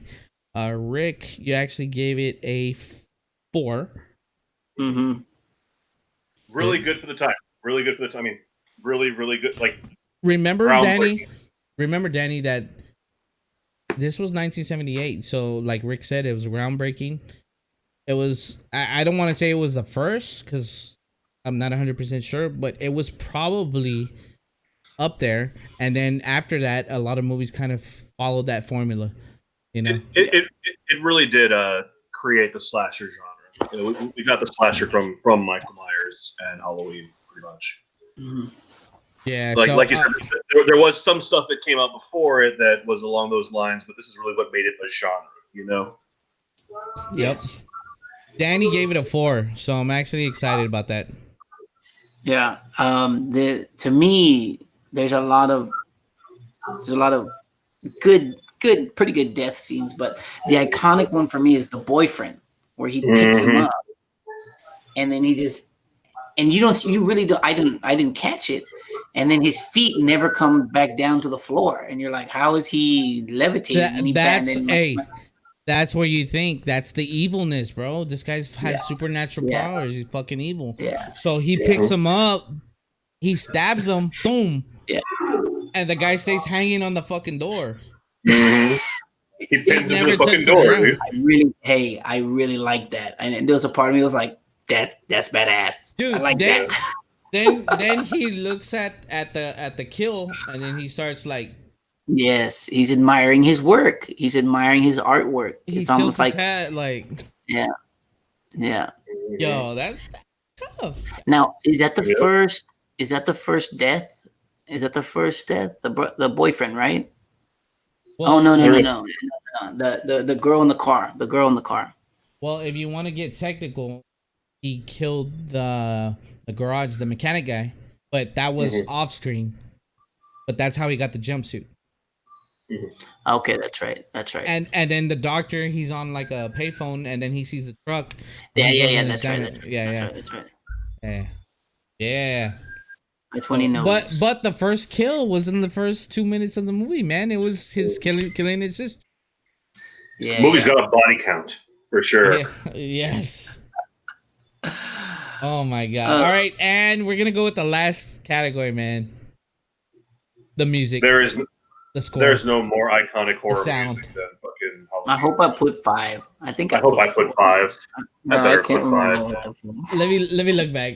Rick put 5. Okay, good. I'm proud Yeah, of you, Rick. You put 5. that's the most iconic horror movie music there is, dude. Isn't But that isn't that unsolved? Did Unsolved Mysteries take that from them? Isn't that no? Mm. Remember Danny, Unsolved Mysteries? pretty influential. Danny, you went with 5 on that one. Oh, thank God. Thank you. I don't want our viewers to hate me. I'm kind of a noob when it comes to this stuff. Man. Well, the viewers right now are a little torn because there's a few that know that this is a fucking iconic, legendary movie, and then you have the freaking younger generation that And say there's these other assholes. it 2010 is scarier. Come on now. That's crazy. That's the sound of salt, ladies and gentlemen. I am salty, man. I am salty. This is my pick. I'm giving it all 5s, and I'm sticking to it, man. Yeah, man. Good job. All right, pick. so here's the thing. We're gonna have a new challenge this week. Rick is gonna pick a movie. Danny's gonna pick a movie. I'm gonna pick a movie, and then we're gonna get one from the chat. Hey, and let me throw some at you that were dropped on Facebook last week. I'm just gonna throw some out there, okay? Okay, so last week I threw the challenge out. I put the picture up. I put all the movies, and I'm just gonna read off a couple names here. So E3, Eddie Lucio III put The Conjuring, Scream, The Ring, The Exorcist, Hostel. Ryan Santa Ana, Trick or Treat, Hereditary. He put that one. Yeah. Shout out. Cabin in the Woods, Train to Busan. I never heard of that one. Oh, it's zombies on a train. It's so fucking good, dude. Watch it. Okay. Karen Gonzalez Goldschmidt, The Conjuring, Pet Cemetery. Yeah, you need to go back on that one and ask him like the remake or the original. Oh, she put original. Yeah, she's got the little thing on the original. Yeah, okay. The others: Halloween original, Paranormal Activity, Eddie Campiano Jr., The Exorcist, The Orphanage, Lost Boys, Alien, Silence of the Lambs, and I forgot about Silence of the Lambs. I feel like that was one of the first ones that I talked about last week. Hold up, wait. Now that you mentioned that, let me go ahead and enlighten the chat and let Rick know. So we have this group chat with all our friends from high school. Me, Danny, Louis, Fonz, like all these guys from high school. Ronnie, shout out. Ronnie, Gil De Leon, shout out. Wow. So we have a group chat with all these dudes. Oh. Dude, and Danny's like, we challenge you to watch these movies and give us your feedback or whatever. And I'm not gonna say names. Danny, you can say the name if you want to, but this guy says this. That's child's play. I've been watching Hannibal for the last couple nights. And I was like, I got pissed. And he and I started arguing for 3 days in the group chat. And I'm like, bro, we talking about scary movies. You out here talking about Hannibal? And we went at it, dude. Daddy, talk to me. Psychological thriller. Talk to him about it, and it was one of those things where you put your phone down and you pick it up about 10 minutes later and there's 78 text messages. Oh, so it's was like when I post something political on my Facebook. Pretty much. Yes, exactly. Dude, I went off. Danny, did I go off or not go? You went off, Papa. You went off. But I mean, it is a great debate, and you can listen to both sides. Wait. I'm not gonna debate. It's considered a horror movie. It is. But yeah, it's not scary. Come on. Yeah, fuck out of here. But the biggest thing was scary is different for different people, and that's what That's what makes the movie great. Let me ask all of you in the chat, and let me ask you here live in full effect. Does Silence of the Lamb or Hannibal scare you? It's a yes or no. Don't give me fucking butts. Just a yes or no. Are you scared of Silence of the Lambs, Danny? Or I was scared of Silence of the Lambs, not so much Hannibal. Does that make sense? I don't know. Does that makes sense? Which one came first? Which one came first? Let me Silence of the Lambs. Silence of the Lambs was released first, but I think Hannibal was like a prequel to it. A prequel, right? Yeah. Hey, let me hear your opinion in the chat, man. Are you guys scared of freaking Silence of the Lambs? Is that a scary movie? Because I didn't say horror movie. I don't remember saying. Tell me when it came out. Was it in the early 90s? Time out. Wait, I'm fucking heated right now. I never said horror movie.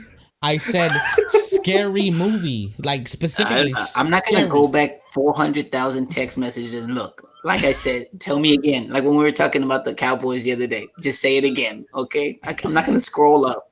By the way, Daniel, you asked when Silence of the Lambs came out. I'm just looking it up right here. 1991. Okay, so see, more recent than I thought it was originally. Actually, I think I saw it when it came out, and we were born 1983, bro. I had no business watching it at 9 years old, and I think that's why it's. And I've never repeated it. I've never watched it again. So I think that's why it stays there. Probably if I watch it now, it'd be more suspenseful, but not scary. And here was my argument, Rick. Here was my argument. Here we go, dude. Here was my argument. Hey, we're on the clock, Josh. Wait, we got time, Rick. You got time, Rick. You got time. Here was my argument, bro. My argument was like that. It's, to me, I consider it a psychological thriller. That's what I would consider it as well. And maybe I shouldn't have compared it, but one of the names I threw out there was like Da Vinci Code. Yeah, I would say so. Is that a good comparison? Yeah, well, I mean, Rick, shit. That's all. Say less. Hocus pocus. Yeah. Okay. Oh wait. Check this out. So psychological thriller with like a detective murder mystery attached to it. You know, I mean that's what I got. You know, from that series, the Hannibal Lecter series.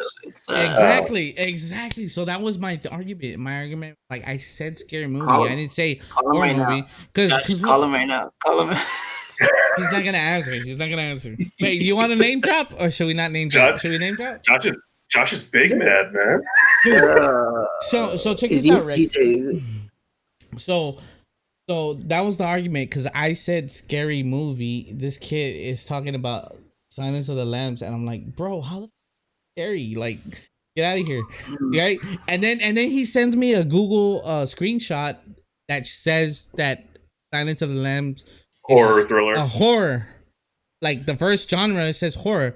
So then I said, oh well, if that's the case, let me look up Hocus Pocus. So I looked up Hocus Pocus, and it's considered horror, bro. So like, what the fuck? If we're gonna follow Google, looking Bette Midler in a horror movie. Exactly, dude. And that was my point. My point was like, dude, if you're gonna put Silence of the Lamb in horror, then you might as well throw it in Hocus Pocus. Fuck it. Right. Let me throw a couple more at you. Insidious, The Forest, Paranormal Activity 2, The Conjuring, Texas Chainsaw Massacre. Wally Avelad, old high school buddy, says, shout out to Exorcist, Wally. He was my neighbor. Wally. Exorcist 7, Silent Hill, It, the original, The Haunting of Hill House. Yeah. Insidious. And there's a couple more, but those were the ones that popped out pretty good. BTW, Haunting of Hill House is legit scary. It's on Netflix. Is it? It's legit very scary. Ooh. I don't know if I'd put it in my top 5 anywhere, but it won't fuck with you. All right, well here we go, Rick. Since you're the special guest, man, give us your movie for the challenge for the Weekend Warriors Project Horror Challenge. I know exactly my movie, man. So it's because it is the movie that scares me the most of any movie I've ever watched. Okay, it plays to all of my personal phobia kind of shit. Pretty recent. It's called The Descent, and that movie. fucks me up. Makes me sweat while watching it. I can't. It fucks with me. Like it. I'm claustrophobic. I have a legit phobia of being underground. I don't like having dirt above my head. I think they call it sepulchrophobic, and that shit just fucks with all of my phobia, man. So for my pick, it's gonna be The Descent. All right, Descent. Wow. Hey, Danny, write that down. Descent. Oh my god, I'm writing it down right now. Danny, you are not gonna feel like there's monsters. Have you seen it, Danny? Have you seen it? No. What the? I told you I'm a baby. I'm a baby. Monsters. I gotta crawl first. It has monsters, but the monsters aren't the scary part. The scary part is going the fuck underground and being stuck in a fucking hole. Like, in a hole so small you can't turn around in. You know what I'm saying? Oh man, The Descent. Gotcha. Okay, do you got your movie ready? Unless you were gonna use it, I wanted to use one that was on your list last week, but you didn't put it in. I can't remember it. The one on Netflix. Yeah, the one on Netflix. Green Inferno. Green Inferno. Yes. I think just because I wanted to watch it. Yeah, we had a good conversation about that one. If you don't mind me stealing that from you. Yeah, go ahead and add that to the list. Actually, that was one of the ones I wanted to bring up, but that's fine. That could be your pick. I'm gonna stick with the whole old school theme. I think I won this battle, guys. I think I won this battle. Of course you do. You're the judge and the jury, bro. Y'all brought out Orphan. Y'all brought out Hereditary, but I think Halloween 1978 won the battle. But I'm gonna stick to my guns, and I'm gonna go with the original Carrie, the old choice, Carrie. The old school Carrie, man. Excellent. And we're gonna get one from the chat, man. So those of you that are hanging out with us, man, appreciate it. Go ahead and give us a movie, man. Y'all gave us Annabelle, and we got that, but so we'll give you. We didn't talk about it. We didn't talk about it. But real quick, Rick, I did see the Annabelle because that was part of the challenge because we were gonna do 4 movies. I hadn't seen The Conjuring. I hadn't seen it. You have to watch all the movies in that fucking series. Like, wait. They all kind of. But I know that Annabelle was like the prequel. So is it okay that I watch Annabelle first and then go jump into The Conjuring? The order does honestly. The order it's a shared universe series of movies, right? But the order I would say doesn't super duper matter. You just have to watch all of them. You know, you don't have to watch them all necessarily in order. I would say watch Annabelle 1 before 2, though 2 is a lot fucking better. Personally, is it? Is Annabelle 2 the one that is it called Annabelle Coming Home or something like that? Yes, it's Coming Home, and then because I saw it. And the third one is what? Oh, I'm looking at it right now. The third one has a because from my understanding, it was The Conjuring, but then the doll plays a part in The Conjuring, and that's why they came up with the Annabelle thing, and then they ran with it. Yeah, it's a shared universe, like for sure. And actually, Annabelle even appears in the Justice League movies. Damn. Dude. Damn. And she's what right am I getting myself into? And she's right behind you, Danny. I hate this. I know. I can't believe that's in my house. That's in my house, dudes. Dude, it was there. It came with the house. You're in its house. Okay. No, this is like a family heirloom. That's even scarier. It's like on my wife's side of the family. Obviously, I would not have that around. Oh, Vash City's trying to chime in. He just texted. See if we can get him on for the last few minutes. Yeah, let's see if we can get his opinion for the last 10 minutes. Honestly, bro, I mean, for me, out of all those movies, I think I may not have rated it the best, but the Hereditary was definitely wow to me. It had that wow factor, hit all my buttons, man. Rick, and I hope you don't mind, man, but don't be surprised if we bring you on to the next session as well, man, if you're available. And yeah, it was fun. Yeah, it's fun, man. I mean, we're hanging out. fucking having drink. I've been drinking this whole night, man. Like shit. This is, I think, shot number 6 of tequila that I've had. Hey, real quick, before we hear the fourth movie from the fans, Prez, I got a couple questions right now. I was gonna get into music stuff, but since we're on the movie topic, I want you to throw at us and at our viewers two, because I feel like you're really good on the scene as far as like Netflix, HBO, all that good stuff, Hulu. I want 2 movies and 2 series that nobody's watching that everybody should be watching. Horror specifically, or anything? Anything that you saw, a series that you liked, and you just kind of like. I'll let you chew on it a little bit. I know exactly what I'm gonna recommend, and these are neither one's horror. Okay, one of them is on. Thank goodness for me. One of them is on Hulu. He's here. Uh-oh. Hey. Hey, Bash City. Bash City. Oh my God, you are terribly sorry. Good evening, Conrad. Yo, Richard, you miss a great series, great show, man. Great freaking show, man. Damn. It's you're here now. That's all right. So before Rick is gonna give us his must watch series. I think what you said 1 or 2. Yeah. We can do 1 or 2. Yeah, it doesn't matter. We'll do 2, and one of them will be both of them will be our shows. One of them is on Hulu, and if you're not watching this, I think this is the funniest show currently on. It's called Letterkenny. It's a Canadian sitcom, and it's fucking hilarious. It's on Hulu. It's 9 seasons deep, and it has one of the most banging soundtracks of like any show. 9 seasons deep. That sounds like Richie Mills did. 9 deep. I'm balls deep. I'm balls deep in that shit. And the other one is on Netflix. This one's a little bit more family friendly. I wouldn't say it's childish, but it is family friendly. It's animated. I mentioned it earlier. It's called Kipo and the Age of Wonder Beasts. It is 2 seasons deep. It's on Netflix. It's animated by DreamWorks. That sounds like Danny. Too deep. Too deep. 2 fifths deep. Sorry. And it's just excellent. It's kind of like an anime. Has kind of an anime vibe to it. Really, really excellent. Also, ridiculously banging soundtrack. Like you said, the Age of what? Age of Wonder Beasts, and it's high adventure. You know, the Age of Innocence. Okay. That was.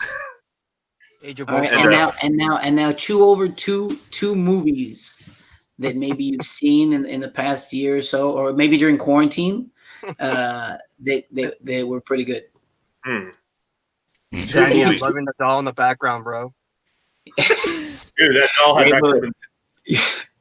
she was actually looking the other way. I saw your video clip. Like, I just caught that shit like recently. Oh, you did? Like, you sent it to me. Like, it was like in the afternoon, and I didn't see that shit until like well into the evening, man. And I laughed my ass off. It was pretty funny.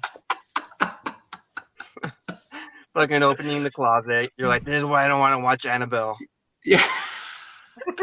Yo, I'm gonna keep it 100 with y'all. Danny did not want to watch Annabelle, man, because of that doll. We had to force him. I'm gonna keep it real. I don't want to watch that doll because of Annabelle. Dude. It's the same box. That was. So I was live streaming, Rick. The same box. It's the same box. How's life, man? Life is good. How's life treating you? Things are all right. Are you kidding me? All right. Good, man. Good. Where you don't live here, right? Like in the valley? Oh yeah, he lives in Brownsville, New York. Dude, I don't know, man. Like I for some reason figured like you had some out of town vibes. I thought you were maybe like up in Austin or San Antonio or something like that. You feel me? You feel me? Been a recurring theme. Do you feel me? Yeah, Josh actually gave me the exact same feel. He's got that voice. Not to mention I haven't seen your ass in like 2 decades. So yeah, that might be it too. We were on tour. We were on tour last time I saw you. Wow, man. Yeah, that feels like a lifetime ago, man. It feels like another dream, like another life. Look at Danny. Since then, I lived in Boston. Playing with a sex doll. Come back home. Boston, wicked awesome. Yeah, wicked hot. Did you have some baked beans? Sorry, that's a horrible fucking Boston accent. wicked snowstorms coming over, Bobby. I tell you what, I was walking the fucking dogs. I fucking banged your wife, and we were walking the fucking dogs, man. And I saw Marky fucking Mark of all fucking people, man. We had some fucking lobster bisque. Marky It was Mark. fucking marvelous. That's actually pretty good, bro. Oh my god. Yo, Okay, hey, so- this is why we miss Richie in the fucking show, guys. This is why we miss Richie. I'm telling you, bro, the tripod, bro. We're not the same without him. Dude, what's up? Representing right now. I'm at fucking Whataburger. Oh, what I a see that. burger. Shout out, Shout out. Whataburger. No, hey, Shout we're not the same without Richie. We're actually a lot civil, Yeah. but When you put it that way. Shit. You crazy asshole. Richie, give us your pick for this week for the challenge, the horror movie.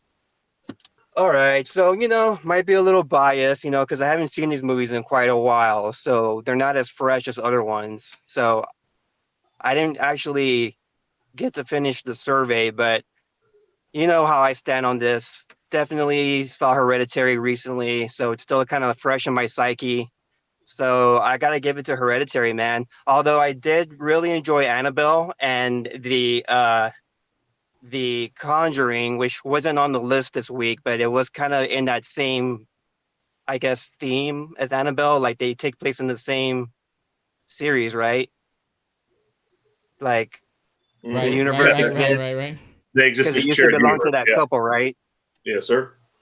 Yeah, man. So I was all about the Conjuring, and then I saw Annabelle, and then it just kind of fucking went off the rails of like these spin-offs and like fucking sequels and third movies. So I kind of like jumped shark, or I kind of jumped the fucking I kind of jumped ship at that point when it started going into fucking like Annabelle. You went down the rabbit hole.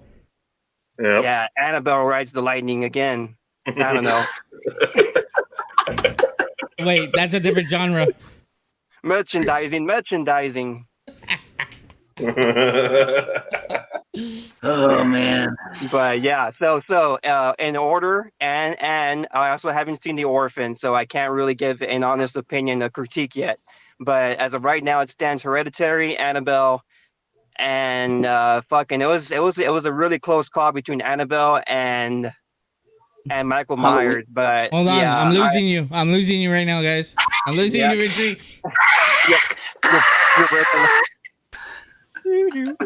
Pay your phone bill. Yeah. It's a very salty Halloween this year, man. Yeah, Bro. man. Bro, Richie, oh my god, bro. You and I are gonna have a conversation. Look, they're fucking peas and carrots, man. They're fucking apples and oranges. Two completely different two way different time periods. I mean, completely different plots and backstories. When it comes to like standing fact, like when it comes to longevity and like name recognition, name identity, like fucking Jason all the way. Like Friday the 13th power is always gonna have that staying power. Wait, we haven't even talked about Friday the 13th. It's a classic Let's not that even jumps go there. generations. I don't think we can say the same about Annabelle just yet. Nah, it's not the same. It's not the same. All right, so Richie, if we're continuing this challenge, Nothing look, personal. Ricky Presas chose The Descent for the next challenge. Oh, The Descent's great. And I was gonna mention As Above, So Below. Oh, good call. That one's legit. Okay, As so Above, add So Below. that to the list, Danny. All right, so Ricky, As above, so below. Ricky, the challenge was The Descent. I think Danny's choice was The Green Inferno. My choice was the original Carrie. And You're such a then- purist, man. You go straight for the classics. Dude, I have to, bro, because that's my idea of horror movies, bro. That's my. Now, you know that his brother sat on him and made him watch these movies when he was 8 years old. That's why We all talked know. about this. We talked about this. They sat him down and they moved anywhere. If I had a dime for every time a hairy man put his ass on my chest. Thank you. Have a good day. Thank you. Have a good day. I'd have 5 nickels. Oh my God, It's Richie. not. It's We've not all been story. there, Hey, we right, missed fellas? you, We've all Richie. been there. We missed you, man. We missed you so much, Richie. All right, guys. Well, in the spirit of staying safe, I'm going to go ahead and let you all loose because I don't want to drive distracted. But I love you guys, and I'm glad you had a killer fucking session. And looking forward to joining you all again next week after going through the new movie selections. And therapy. Of course. I'm definitely gonna need some. All I right, thought that Richie was a given. Guns. Yeah. We love you, Richie. Tripod. Peace out, Love you Rich. too, bros. Love All you right, too, Rich. bros. Peace. Have a good Saturday morning. All right, Dick. Namaste. Penis. Watching you is kind of like reminding me of Blair Witch right now at this point. I'm gonna die out here. I'll take it. Uh, With the fucking snot on the lens. Yeah, exactly. oh my gosh. All right, man. All right, guys. Take it easy. Peace out. All right. Peace All Elvis right, has brother. left the building. There you go, man. There you go, chat. There you go, chat. God damn, I missed Rich. Dude. So you'd be amazed. You'd be, bro. If you was here right now, oh my God, this is gonna be fucking crazy. It's like adding hot sauce to a good platter and just mix it up nice and good, nice and hot for you. So we got for next week. We got As Above, So Below. We got The Descents. We got Carrie. What was your pick, Dan? The Green Inferno. There we go. The Green Inferno. Oh, Dude, that's a great freaking list, bro. fuck yeah, That is a gonna be fun great talking about list, those, dude. dude. That is Did a you great write them list. down, Rick? Did you write them down? You wrote them down? I committed. Okay. Yeah. Hey, As I pour myself in a seventh tequila. So y'all heard it. Y'all heard it, man. Y'all heard the challenge. Green Inferno, Carrie, The Descent, and what was Richie's pick? Oh, As Above, So Below. As Above, So Below, man. Y'all heard Bomb it, man. as fuck. It's really good. We're gonna cook up a little thing, put it on social media, send it to all y'all, man. This is the Weekend Warrior Project Podcast Challenge, guys. We dare you. We dare you. We dare you. Hey, thanks for tuning in, man. Appreciate it. Hey, real quick. Can Ricky tell us a story? Huh? Oh, Tell it's us story time. It's story time. Story time. Hold on, let me check. Just real quick, 5 minute story time. Which story? So we've heard a lot. Well, I've heard a lot about this story in the past weeks. We had John Langley on the podcast. We had old boy our Barney, California connection. We had our Barney O'Hara. Mm-hmm. And so the story comes out about last minute shoe-in for Richard in the band, and you were that shoe-in, if I'm not mistaken, and you traveled with a bunch of psychos apparently. And I just wanted to hear somebody that was probably cognitively there, like okay, mentally fine, because I always hear from these knuckleheads over here. So basically, Barnett, John, Richard, and Josh had a band called Division. Oh my God! Say that group again. Say that group one more time. Barnett, Langley, Milstead, and Josh. They had a band called Division 623, and they were fucking excellent. And then, dude, just by those names, that's trouble brewing, bro. It's trouble. It's trouble. So Milstead departs from the band for reasons, because life happens. And Josh is like, "Hey, man, we got an opening in the band." And Josh and I have been performing music at that point together for a long time. Mm-hmm. And he's like, "You want in?" I'm like, "Yeah, dude, that sounds fucking fun. Let's jam." Joined the band, learned the songs. It was great. We had a really good chemistry, had a really good sound. My style was not the same as Milstead's style, so the songs we wrote while I was in the band were a little different, and our vibe was a little different, and we as a group vibed differently with me in the group than maybe they did when Milstead was in the group. And we one day got a 12 passenger van and loaded it up with our four asses Barnett's significant other at the time, and their fucking pit bull, Rusty, who is one of my favorite dogs. Dude, ever. I can't believe you remember that, bro. Rusty. That was his name, dude. Daddy. I couldn't remember, dude. Yeah, dude, Rusty. I'm telling you, the guy was there. Hey, all that, I'm telling you, Rick, all that shit's foggy to me, bro. I have a guess as to why, and I'm getting to that now. So we load up the van, but we don't just load up the van. We load up the van by taking out all the fucking seats out, okay? Because our equipment has to ride with us, and we don't have enough money for a second thing. You know, we got a passenger van, and that's gonna have to fucking work for us, right? So all the back seats are out. So there's like this, like full size bed floor, of like the size of a full size bed, right? And that is our fucking home for about the next 3 days while we're driving our well it didn't take 3 days. It felt like a while, but basically it got to the point where before we got to Denver, it was already pretty late. We were getting pretty tired, and some of us started falling asleep, and some of us started falling asleep into a spooning position. And no, we're not going there. Are we going there? Are we going there? I mean, I'm not going to say who spooned with whom, but just say it. Hey, man, it was cold. We were all pretty close at the time. Who's spooning? Who's spooning at this time? I don't remember who Big Spoon or Little Spoon was, but it was you and Langley that were spooning the heart. I believe it. Right there, son, like that good. I was the warm body, man. Come on, y'all know that. Y'all were in Colorado? I was spooning with a dog. Dude. I don't give a fuck. Okay, it's Mile High Country. High Country. And aptly named. And we played at the Mile High Stadium. We played the Warped Tour, and it was a pretty cool fucking thing. And that's awesome. It's one of the coolest things I did in my youth, man. That's what I say, Rick. That's what I say, man. Yeah, man. Right on. That was punk rock as fuck because we weren't scheduled. That was we literally stormed the fucking parking lot and went to the booking office and started playing outside their office until they let us actually play. You know, true story, dude. Oh, I love it. Yeah. That's awesome.